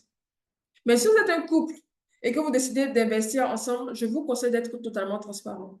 Parce que souvent, le simple fait que l'un ne soit pas transparent envers l'autre, l'autre peut se dire, ah, il y a beaucoup d'argent, donc je vais faire beaucoup de dépenses. En tant que vous qui subissez là, vous savez que l'argent n'est pas là. Donc, s'il n'y a pas d'argent, c'est pas, vous n'allez pas pouvoir faire des folies en fait. Et puis, ça va créer beaucoup plus de soucis dans le couple qu'autre chose. Donc, apprenez à être totalement transparent. Apprenez à planifier. Apprenez à réorganiser votre budget en fonction des projets, des objectifs que vous avez en fait. C'est important. Je vais essayer, je m'étais dit, je parlais jusqu'à 20h30. Je vais m'arrêter là. Et puis, comme la dernière fois, on va faire les 30 minutes de questions jusqu'à 21h. Donc, si vous avez des questions, c'est maintenant le moment. J'espère que je vous ai donné quand même, j'ai fait en sorte qu'il y ait suffisamment de bases et d'éléments assez importants et d'éléments surtout, les éléments surtout les plus utiles, on va dire. Ce qu'il fallait que vous puissiez demander à un comptable si vous devez échanger avec un comptable, ce que vous-même vous pouvez regarder en étant chez vous. On a pris un cas pratique pour que vous puissiez avoir une visibilité sur la situation d'une personne et puis voir quel genre d'arbitrage on pourrait faire sur la situation de la personne en fait pour pouvoir évoluer. Donc, c'est maintenant le moment, je vous donne la parole. Bon, je pense que quelqu'un là-bas va gérer le partage, la distribution, voilà, de la parole. Mais je vous laisse maintenant me poser vos différentes questions. Oui, effectivement, je suis là pour gérer la discussion de la parole. Merci OK. beaucoup, Madame Direbo. Donc, ceux qui ont des questions, je pense qu'il n'y en aura pas trop parce que elle a répondu à assez pendant son exposé. Donc, s'il y en a qui ont aussi des questions, s'il vous plaît, levez la main parce que lire en commentaire, ce n'est pas aussi évident que ça. Donc, cliquez sur lever la main et posez vos questions.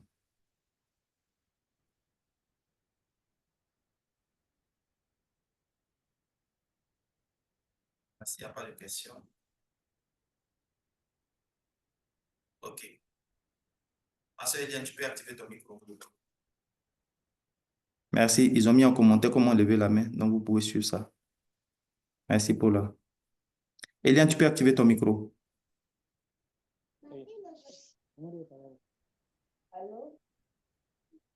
On t'entend de loin.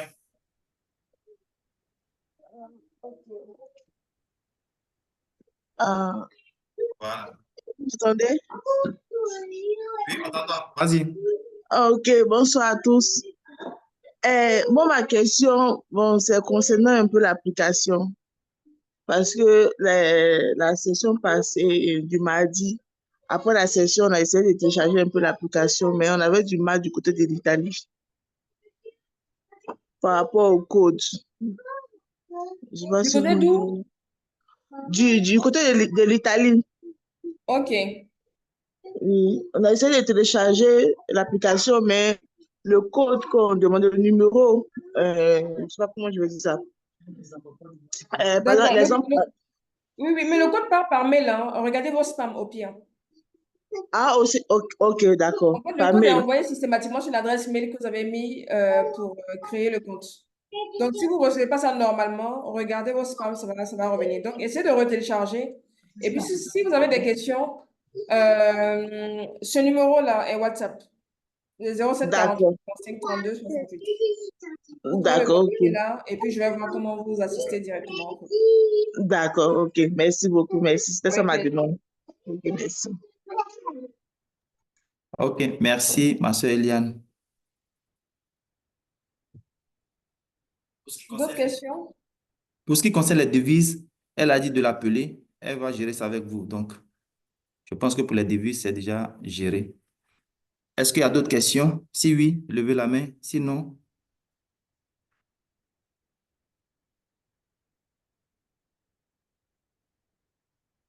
merci.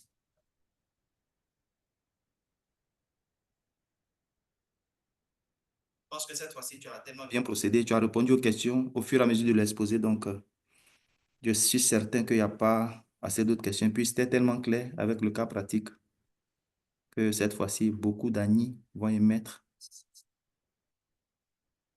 Bon, dans ce cas-là, qu'ils nous disent alors, eux, ce qu'ils ont retenu de la session, ce qu'il faut faire, ce qu'il ne faut pas faire. Si vous ne posez pas de questions, ça va devenir un quiz. Au moins, on est sûr que sur la partie budget, là, vous avez tout compris.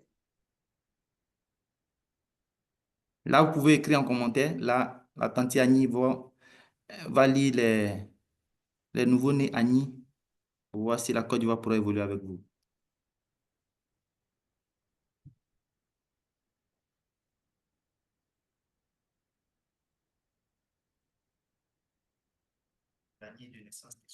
On attend vos commentaires. Qu'est-ce que vous avez compris? Qu'est-ce qu'il faut faire? Qu'est-ce qu'il ne faut pas faire? Voilà. Parce que si vous devez partir dire, ah, on a fait une formation sur le budget familial, le budget professionnel, il faut que vous puissiez dire ce que vous avez eu à faire.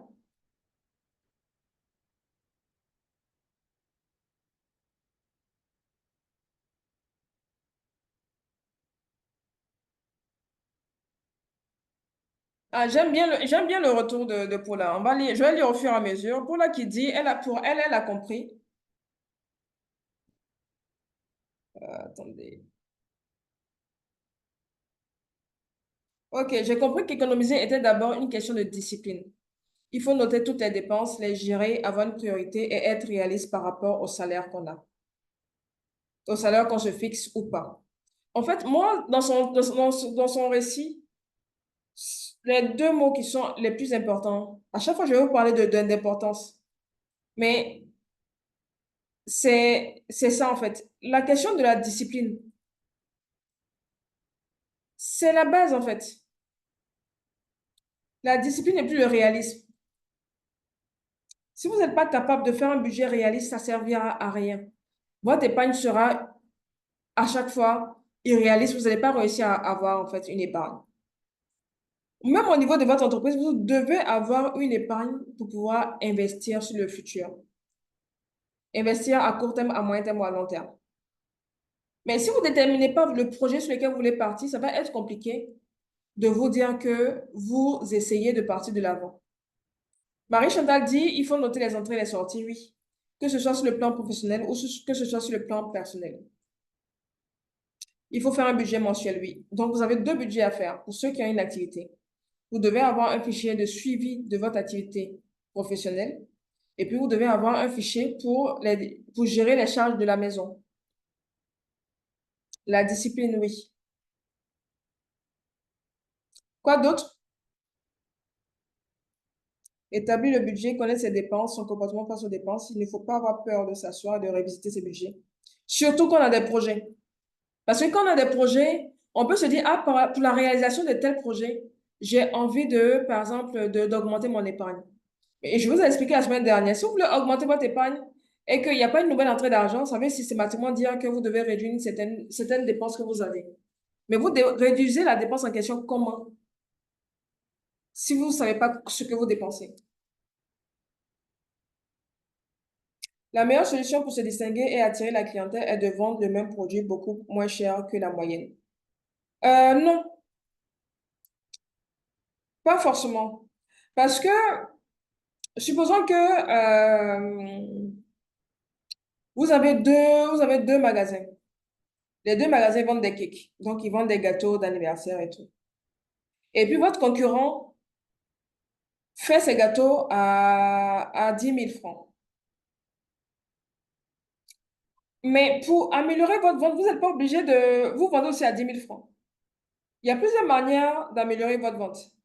Soit vous améliorez la qualité de service, parce que si les gens commencent à faire de bons retours sur votre service, systématiquement, on va tous se dire, ah, mais chez Madame Durebo, vu qu'elle a fait ses formations, elle fait ci, elle fait ça, ou chez Madame Ngoran, qu'elle a fait ces cakes-là, c'est tellement bon que systématiquement, on a envie d'acheter. Mais qu'elle t'accueille là, c'est comme ça, c'est comme ça. Donc, la qualité de service va forcément avoir un poids dans le fait qu'on veut augmenter ses parts de marché ou ses ventes. Il y a le goût. On entend parler de gâteaux, on a parlé de qualité de service, donc l'accueil et autres. Mais les matières que vous utilisez, peut-être que vous, votre gâteau est tellement crémeux, c'est tellement bon qu'on est prêt à payer le prix. Surtout à Abidjan ici, là. On a des restaurants où on va manger, souvent ça coûte hyper cher. Mais tu sais que ce que tu vas manger, là, coûte un goût différent. Tu es prêt à mettre le prix. Donc, c'est toute une question de différenciation, en fait. Quelle différence vous avez avec vos concurrents? Ne vous dites pas que la seule manière de se différencier, c'est de baisser les prix. Non. Ou la seule manière pour vous d'avoir de faire plus de ventes, c'est de baisser les prix. Non. Ça peut être simplement améliorer votre service. Ça peut être simplement mieux faire une meilleure communication et puis toucher la bonne cible. Parce que si tu viens vendre des chaussures à 150 000, tu m'excuses, ne va pas t'asseoir à... Bon, j'espère que c'est pas insultant pour certaines personnes, mais ne va pas t'asseoir au marché d'Abobo pour pouvoir vendre ça. Peut-être que c'est pas là-bas que tu auras tes clients. Tu vends le boutin au marché d'Abobo. Il faudrait qu'on soit un peu cohérent aussi dans ce qu'on veut faire. C'est vrai que c'est pas directement lié, mais une femme qui pourra aussi alléger son mari avec les charges. Si j'épargne, je pourrais aussi aider pour les imprévus. Ça m'a parlé pendant qu'on étudiait le cas pratique. Si, c'est important. C'est pour ça que j'ai fait quand même une petite ouverture sur la gestion des finances dans le couple, en fait. Malheureusement, c'est pas une des thématiques qu'on va aborder. Je ne peux pas faire une séance spécialement sur ça. Mais la manière dont vous allez gérer les finances dans le couple va forcément être déterminant dans l'évolution de votre vie familiale, en fait.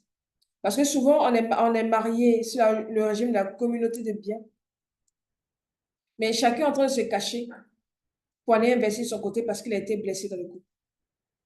Et forcément, ça a un impact sur le couple, en fait.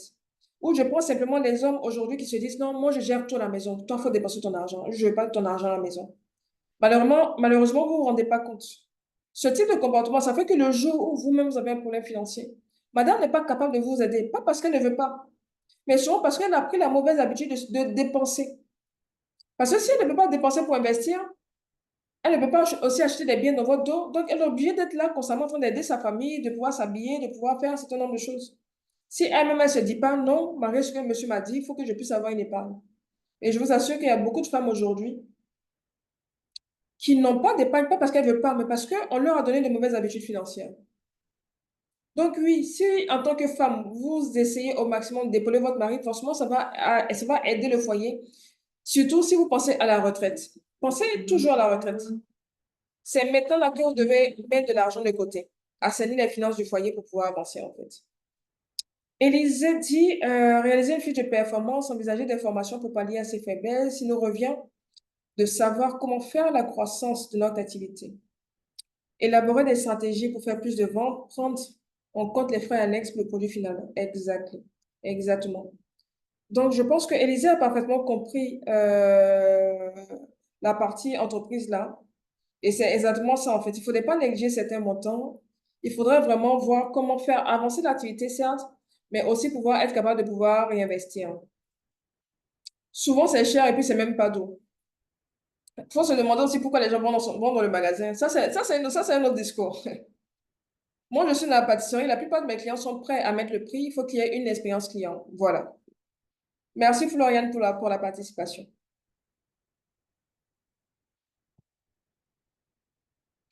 La discipline se fait suivre par un connaisseur, pour ne pas dire expert. Il faut augmenter les revenus sans augmenter les dépenses. Je suis d'accord. La gestion en couple, là, bon, on va pas forcément parler ici, mais il y a plusieurs manières de gérer l'argent en couple. Je ne sais pas dans quel cas. Vous pouvez me contacter aussi. Si vous êtes un couple que vous voulez être accompagné, contactez-moi. Je vais vous accompagner tranquillement. Mais si vous voulez gérer l'argent en couple, s'il vous plaît, avant de venir me voir là, soyez transparent. Parce que gérer le budget d'une seule personne, la personne est transparente face à moi, tout ce qu'on se dit est confidentiel. Mais un couple, vous deux, vous devez être transparent parce que je vais forcément poser des questions sur les entrées, les dépenses. Peut-être qu'il y a un des deux qui ne veut pas se dire qu'il y a une dépense là qui n'est pas expliquée ou qui n'est pas explicable à son conjoint. Ça va poser problème. Il faut absolument avoir une vision pour une bonne gestion, oui, c'est vrai. Établir un budget, les dépenses professionnelles, oui, le suivi financier.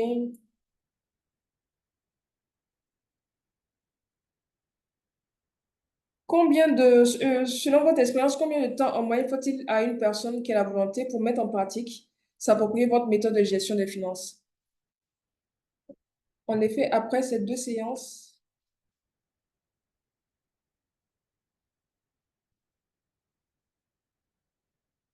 je ne pense pas pouvoir faire la réorganisation en un seul mois. Là, on est en train de faire une formation de groupe. Au niveau de la formation de groupe, c'est un peu compliqué parce que je n'ai pas pris votre cas particulier. Moi, je vous aurais dit, si vous avez les moyens, vous pouvez souscrire à un de nos accompagnements. On a notre offre flash qui est facturé à 10 000 francs, où là, on se pose avec vous et on essaie de revoir votre budget pour voir comment l'optimiser, comment améliorer la gestion de vos dépenses. On va vous faire des suggestions, mais c'est vous qui décidez. Le but là, c'est d'améliorer la gestion. Donc, on va dire améliorer, faire un budget qui soit réaliste, que vous puissiez vous-même voir ce que vous dépensez réellement.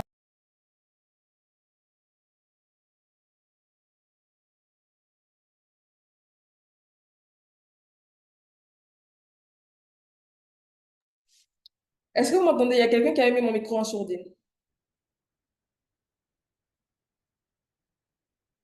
Donc, en un mois, c'est pas évident. Si vous voulez vous souscrire donc je parlais de l'offre flash qui est facturé à 10 000 francs. On a notre offre Zen qui est facturé à 60 000 francs pour 3 séances. On commence par le budget. Après, on parle de vos projets et on planifie.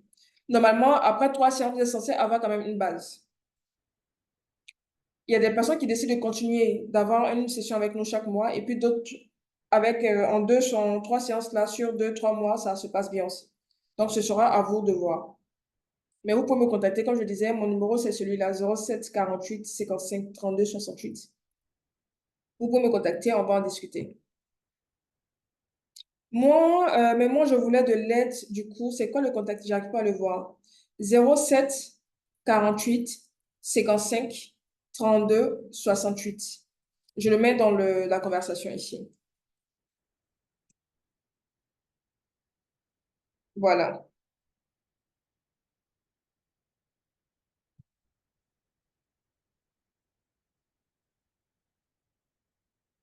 Lorsqu'on atteint le budget pour commencer un projet pour lequel on économisait, faut-il économiser tout de suite avec un budget juste? Bon, je n'ai pas totalement compris la question, mais je suppose que vous voulez dire que si vous avez réussi à avoir l'argent pour commencer un projet, est-ce qu'il faut épargner tout de suite? Je pense pas que les premières choses que vous allez commencer à faire au niveau de votre activité avec l'argent qui va rentrer, ce soit l'épargne. Vous allez déjà être dans un premier temps en train de maîtriser vos charges. Si vraiment vous allez épargner uniquement dans le cas où vos dépenses sont inférieures à vos ventes. Parce que je peux vous dire oui, Mais si vous ne faites pas suffisamment de ventes, il y a des activités où dès les premiers mois, l'argent ne rentre pas. Vous allez épargner comment? Donc, tout dépendra de vos réalités, en fait. Si vous arrivez à faire plus d'argent, plus de ventes que de dépenses, vous pouvez vous dire, OK, dans ce cas-là, on met de l'argent de côté pour pouvoir réinvestir directement, ou chaque mois, je décide d'augmenter ma marchandise. Il y a des décisions à prendre là, en fait, qui seront vraiment en fonction de vos objectifs. Entre un faible investissement, exemple 200 000 francs, et un prêt important, 700 000 francs, quel serait le mieux? Vous n'avez pas dit le plus important. Le prêt va servir à quoi? Et puis, c'est deux choses qu'on ne compare pas, en fait. Vous me dites, vous voulez comparer un investissement et puis un prêt. Le prêt sert à quoi? Pourquoi aller prendre les 700 000 francs? J'ai malheureusement pas de réponse à cette question-là parce que, on a sur deux choses qui ne se comparent pas. J'ai besoin d'informations sur le prêt, l'utilisation, à quoi, de l'utilité du prêt ici, comment vous allez rembourser le crédit. Je pense que la question ici devrait être, est-ce que je vais réaliser X activité? Est-ce que je dois aller sur fonds propres ou utiliser un crédit pour avancer? Mais j'ai pas d'informations sur le projet. Je sais pas, si le projet va ramener de l'argent ou pas dès le départ. Comment vous allez rembourser le crédit? J'ai pas d'informations. En fait, c'est difficile pour moi de pouvoir répondre.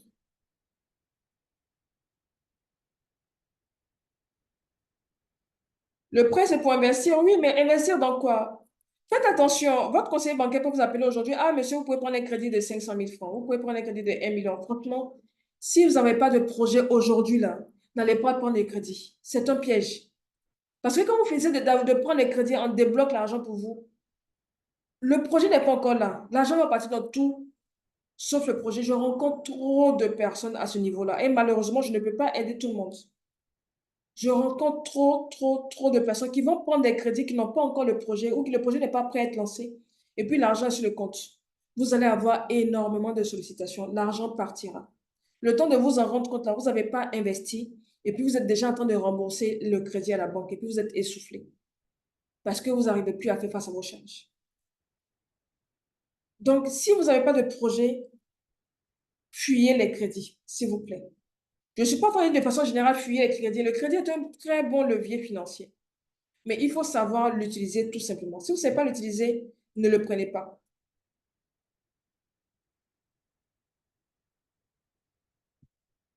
Est-ce qu'il y a d'autres questions?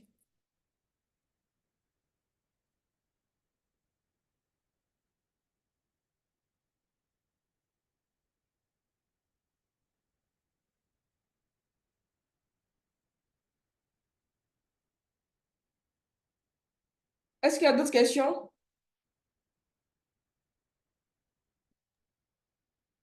Est-ce que vous pouvez revenir sur les différents documents comptables? Voilà, j'avais parlé de compte de résultat, du bilan et puis du tableau de trésor, du tableau de trésorerie. Ce sont les trois documents que vous devez demander à votre comptable.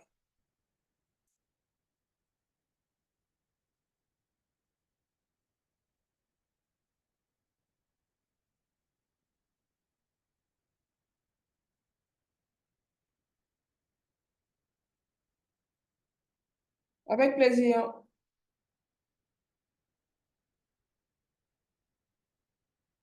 On n'a plus de questions? Bon, ça veut dire pour ce soir, là, tout est parfait.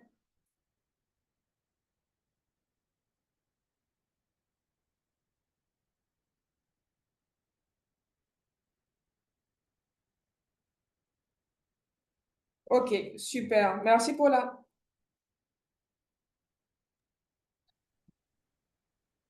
Avec plaisir. On a normalement une autre séance la semaine prochaine. Je vais attendre la confirmation de l'évangéliste Jacques Amessan. Là, on est censé pouvoir parler maintenant de tout ce qui est investissement. Comment on va investir?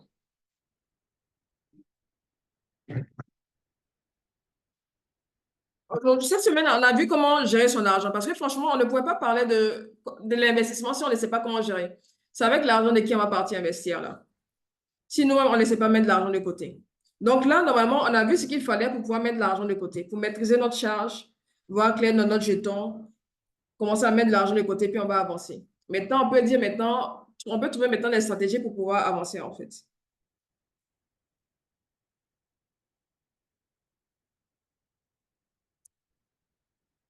Donc, s'il n'y a plus de questions, je pense que je vais vous libérer.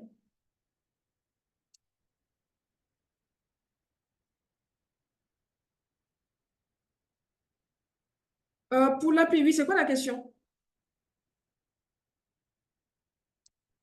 Pour l'appli, contactez-moi sur le numéro WhatsApp du 0748, là, je vous répondrai. Je pourrais vous envoyer des tutos pour chaque problème que vous avez eu. Comment faire l'abonnement depuis un pays étranger? Vous pouvez nous faire le dépôt sur le même numéro là, par Orange Money ou Wave, Mobile Money, et puis on va l'activer pour vous. Si vous ne pouvez pas, écrivez-moi en privé aussi, je vais voir comment trouver une solution en fonction du pays dans lequel vous êtes.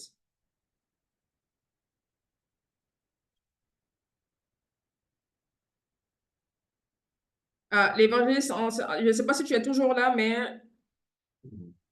on attend ta confirmation pour la formation sur l'investissement. Non, il n'est pas là. Il a eu une urgence, mais effectivement, il m'a dit qu'il aura une formation la semaine prochaine. Vous allez discuter et puis une fois que la date sera arrêtée, chacun de nous ici, nous serons informés par rapport au jour et l'heure de la prochaine formation, effectivement, sur l'investissement.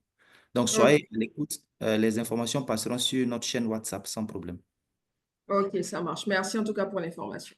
Je vous en prie.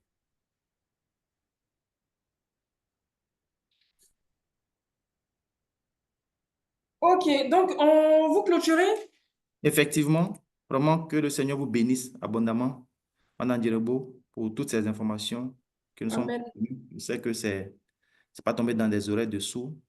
Et la formation sur l'investissement va venir encore compléter tout ce qui a été dit ici, là. Vraiment, soyez à l'écoute. Et Madame Djerebo sera là avec l'évangéliste. Les choses seront calées de sorte que un jour sera défini avec l'heure pour pouvoir poursuivre la formation sur les investissements, comme elle a dit. Portez-vous bien, que le Seigneur vous bénisse. La formation sera bientôt sur la chaîne WhatsApp. Une fois que c'est terminé, dès que possible, vous aurez le lien là-bas pour réécouter encore, pour bien avoir encore d'autres informations. S'il y a des questions, vous pourrez les poser à la séance prochaine, Dieu voulant. Ok, Merci beaucoup, Madame Djerebo, que le Seigneur vous bénisse. avec plaisir. Amen, amen, je reçois. Bonne soirée à tous et que Dieu nous protège. Amen, amen.